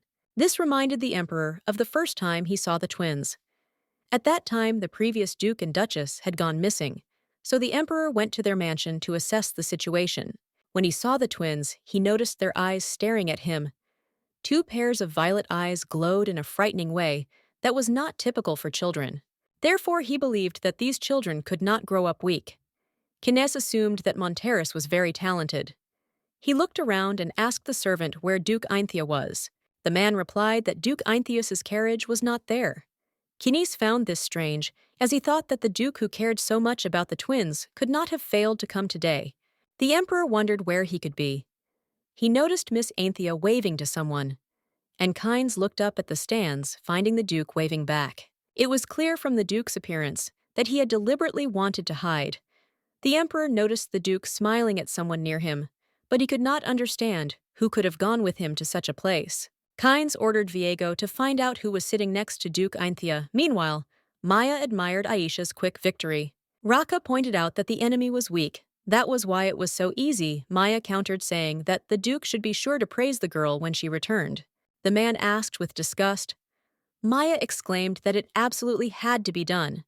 She was beginning to understand why Aisha was so eager for praise. The Duke stubbornly stood his ground. He did not understand why it was necessary to praise the girl, despite the fact that she had won the duel. The girl smiled pleasantly and told Rocky that Aisha simply needed to be praised. At that moment, she seemed especially sweet and attractive to him. Raka was so fascinated by Maya that he even stopped arguing with her. The girl thought that he had become silent because he did not understand her. The gates to the arena opened and Delcane stepped out. He was equipped specifically for the tournament and had steel bracers and leg guards. The boy went up to the arena where he was to compete with another similar participant, and they were told that the competition was about to begin. The fight began, and Delcane was ready to win. He was confronted by a boy in steel armor who attacked relentlessly. Maya and Raka watched the competition from the stands, the girl waving and shouting words of encouragement to Delcane. It seemed to her that the boy was upset about something. Maya noticed that the sword that Delcane was fighting with began to wobble, and she could not understand why this happened. Delcane's opponent struck again. The boy managed to react and blocked it with his sword, but the blade could not withstand it and slipped out of the handle. No one expected this to happen. Delcane was scared that his sword broke, and at that moment he was wounded. Maya was very scared for the boy's condition. Raka reassured the girl that Delcane's wound was not serious. She did not understand how one could be calm after seeing such a thing. The girl came to her senses a little and looked at the Duke. It was obvious that the man was worried about the boy much more than she was. Maya decides to support Rock and takes his hand. She says that Delcane can stop the fight himself if things go badly. Raka glanced at the girl. Maya tried to cheer the man up with his own words. The girl reminds him that Delcane wasn't too badly hurt.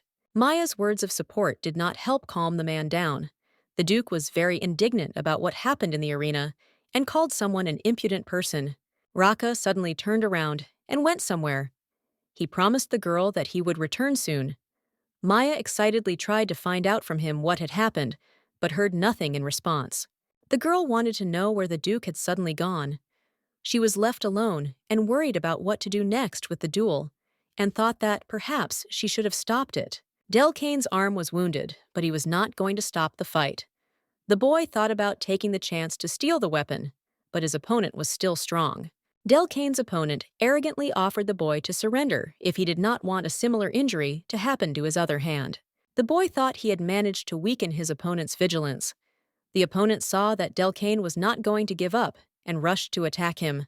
Delcane was ready to repel the attack. He concentrated as much as possible to find his opponent's weak spot. Suddenly, the boy heard someone shout and call his opponent crazy for attacking an unarmed man. Delcane turned around and saw Aisha running into the arena. The girl became furious and began to create a ball of black magic aura. Aisha threatened that she would not leave it unpunished and was going to attack Delcane's opponent. The boy in armor prepared to repel Aisha's attack. She rushed at him with all her might and was ready to use black magic. An explosion of incredible power occurred in the arena. Clouds of smoke and dust enveloped everything so strongly that the participants of the duel were not visible. The blast did not touch Delcane, and he was still standing. The boy covered his face with his hand and began to blame Aisha for her crazy act. A silhouette of a man appeared behind Delcane. He could see him through the dust and smoke. It was his brother whose appearance had surprised the boy. Raka asked about the condition of the boy's hand. Delcane replied that it was fine as the cut was not deep at all. Raka praised his younger brother and patted him on the head. The Duke suggested that the boy go to the carriage and rest. While he intended to fix everything here, Delcane asked about what to do with the tournament now. Raka suggested that because Aisha had rushed into the fight, it could be considered a disqualification and the tournament was over. There was panic in the stands, and people were running in different directions. Maya was worried about what was happening because Raka told her to stay where she was, and he himself went somewhere. The girl decided that it was necessary to stay where they were since they might not find each other later, and this could become a big problem. Among the people in the stands, Maya notices an unfamiliar man who it seemed to her was looking in the direction of the girl and then began to approach her. Maya was scared and now began to understand where her bad feeling came from. The girl decided that she needed to return to the carriage and wait there for Raku and the twins. She tried to walk away from the strange man, but he caught up with her and took her hand. Then he asked her to give him some time. The girl pulled her hand away and politely told the man that she was in a hurry and tried to end the conversation. Maya needed to leave urgently, but she didn't know how to do it. The man tried to ask the girl her name, but she replied that he should introduce himself first. He thought for a moment and began to introduce himself. Without waiting for the man's answer, Maya ran away in horror. There was no way she could allow herself to be caught and have all of the girl's plans ruined. Maya quickly headed towards the carriage. She ran through the exit, which was crowded with people, so Maya hoped to get lost in the crowd and escape from the pursuer. Among the people, the girl heard passersby excitedly discussing the boy who was bleeding. The nanny was very afraid for Delcane's well-being and decided to check it out. The girl headed in the direction from which she had heard this conversation and found Delcane standing alone, pressing his hand to the wound. Maya told the boy not to move. Maya grabbed Delcane in her arms and hurried to the carriage. The boy explained to the girl that he was perfectly fine and that she should let him go. The girl told Delcane that she was being followed by a strange man and asked him to follow him. The boy was able to look back and saw someone moving behind them on the right side. After running through several alleys, Maya and Delcane managed to reach the carriage. The girl thought that here they would not be pursued, and then discovered that the boy was bleeding heavily. Delcane reassured Maya that the wound was not deep. The nanny offered to help stop the bleeding, but she knew she couldn't get out of the carriage now and buy anything for that. Suddenly, Raka opened the carriage door and did not immediately notice Maya and Delcane. The Duke suggested that Aisha wait for him inside, while he himself wanted to go find the priestess. Maya was very happy when she saw Raku. Now she could feel safe, and the boy's wound could be treated safely. Raka did not expect to see the girl in the carriage and was very surprised. He thought that the girl was still waiting for him in the stands. Aisha was happy to see the Uni and sat down next to her. The girl bragged about her victory in the competition, and Maya praised her for it. Aisha asked about her brother's well-being, but he was indignant that she was making too much noise, and they began to quarrel. The emperor was delighted by what had happened. Before that day, he would never have thought that Duke Ainthia would be so worried about his twins and would come out to the stadium. Viego asked Emperor Kynes for forgiveness for failing to complete his task. The man admitted that he had lost her halfway and did not understand how she had managed to escape. The emperor doubted that the girl could be a saint. He had heard that the daughter of God was weak. During the pursuit, Viego managed to notice one strange feature about the girl. Her eyes were blue. That evening at the Duke's house, Maya sat on the bed and asked Raka about Delcane's condition. The man explained that after taking medication, the boy would be fine. Raka learned from Delcane that Maya had been pursued by a knight during the day and wanted to find out more details from the girl. Maya thought about it and said that the man who was following her wanted to ask the girl about who she was. Raka asked her to remember what the man looked like. The girl tried to remember the knight's appearance. She described a man dressed in armor who had a large scar on his face near his mouth. The Duke suggested that he knew who could have had such a cut scar. Raka told Maya that she had been stalked by the emperor's assistant. Maya was very worried when she learned that the emperor wanted to personally check her identity. Raka reassured the girl and promised to take care of it. The girl thought about how no one had yet found out who she really was. Maya had a contract with the Duke, and she hoped that he would help her not get back to the temple. The next morning, Maya woke up in her bed. The girl stretched and noted that she had managed to sleep well that day. Maya found an empty chair next to her bed and noticed that the Duke always woke up before her in the morning. The girl went out onto the balcony to breathe fresh air and enjoy the sun's rays. Maya thought she needed to be more hardworking. From the balcony, Maya saw something in the yard that made her very nervous. The girl warned the maid that she would go outside for a short while. Delcane sat on his knees in the grass near the spot where he buried Puiri, missing his pet. Maya came up to the boy from behind and asked him what he was doing there. He didn't expect to see her and was very surprised when Maya came. The boy wondered how his daughter-in-law knew about this place. The girl pointed to the balcony and explained that her room was there. Maya repeated her question to Delcane. The boy touched a spot where no grass grew and said he was just playing in the dirt. The nanny suggested that something was buried in this place. Delcane was surprised by this and asked her how she knew, and Maya said that she had accidentally seen him digging something here earlier. The boy confessed that he had buried his and Aisha's beloved pet Puiri there. Delcane said he had given the animal what it liked, but it didn't seem to care. Maya asked Delcane to list the things that made her pet happy. The boy said that Puiri liked moss-covered stones and bones as well as poisonous mushrooms. The girl thought that the pet could have died because of this. Delcane shared that Puiri was always hanging around in circles in such a funny way, so he and Aisha would give him what he wanted. He said that, unlike how Maya managed to help her brother, Raka was unable to save their pet using black magic. The boy hung his head and said that the girl had been able to bring his older brother back to life, as he was, but with Puiri it was different. He blamed himself for holding on to him until the end. Delcane asked to keep the fact that he buried Puiri a secret. He explained that Aisha said she liked the current Puiri better because he was not as loud. The boy smiled sheepishly and told the girl that he had decided to bury it in the backyard of the outbuilding on purpose. But Maya noticed. The girl was amazed at how much the boy loved Puiri, that he visited him constantly. Delcane stood up and was about to leave this place. Looking at the boy, Maya could tell that he looked like he was okay. He never cried, but she felt that inside his soul everything was different. Maya walked up to the boy and hugged him. She told Delcane that although it was hard for him to let go of his pet, thanks to this, Puiri would be in a good place.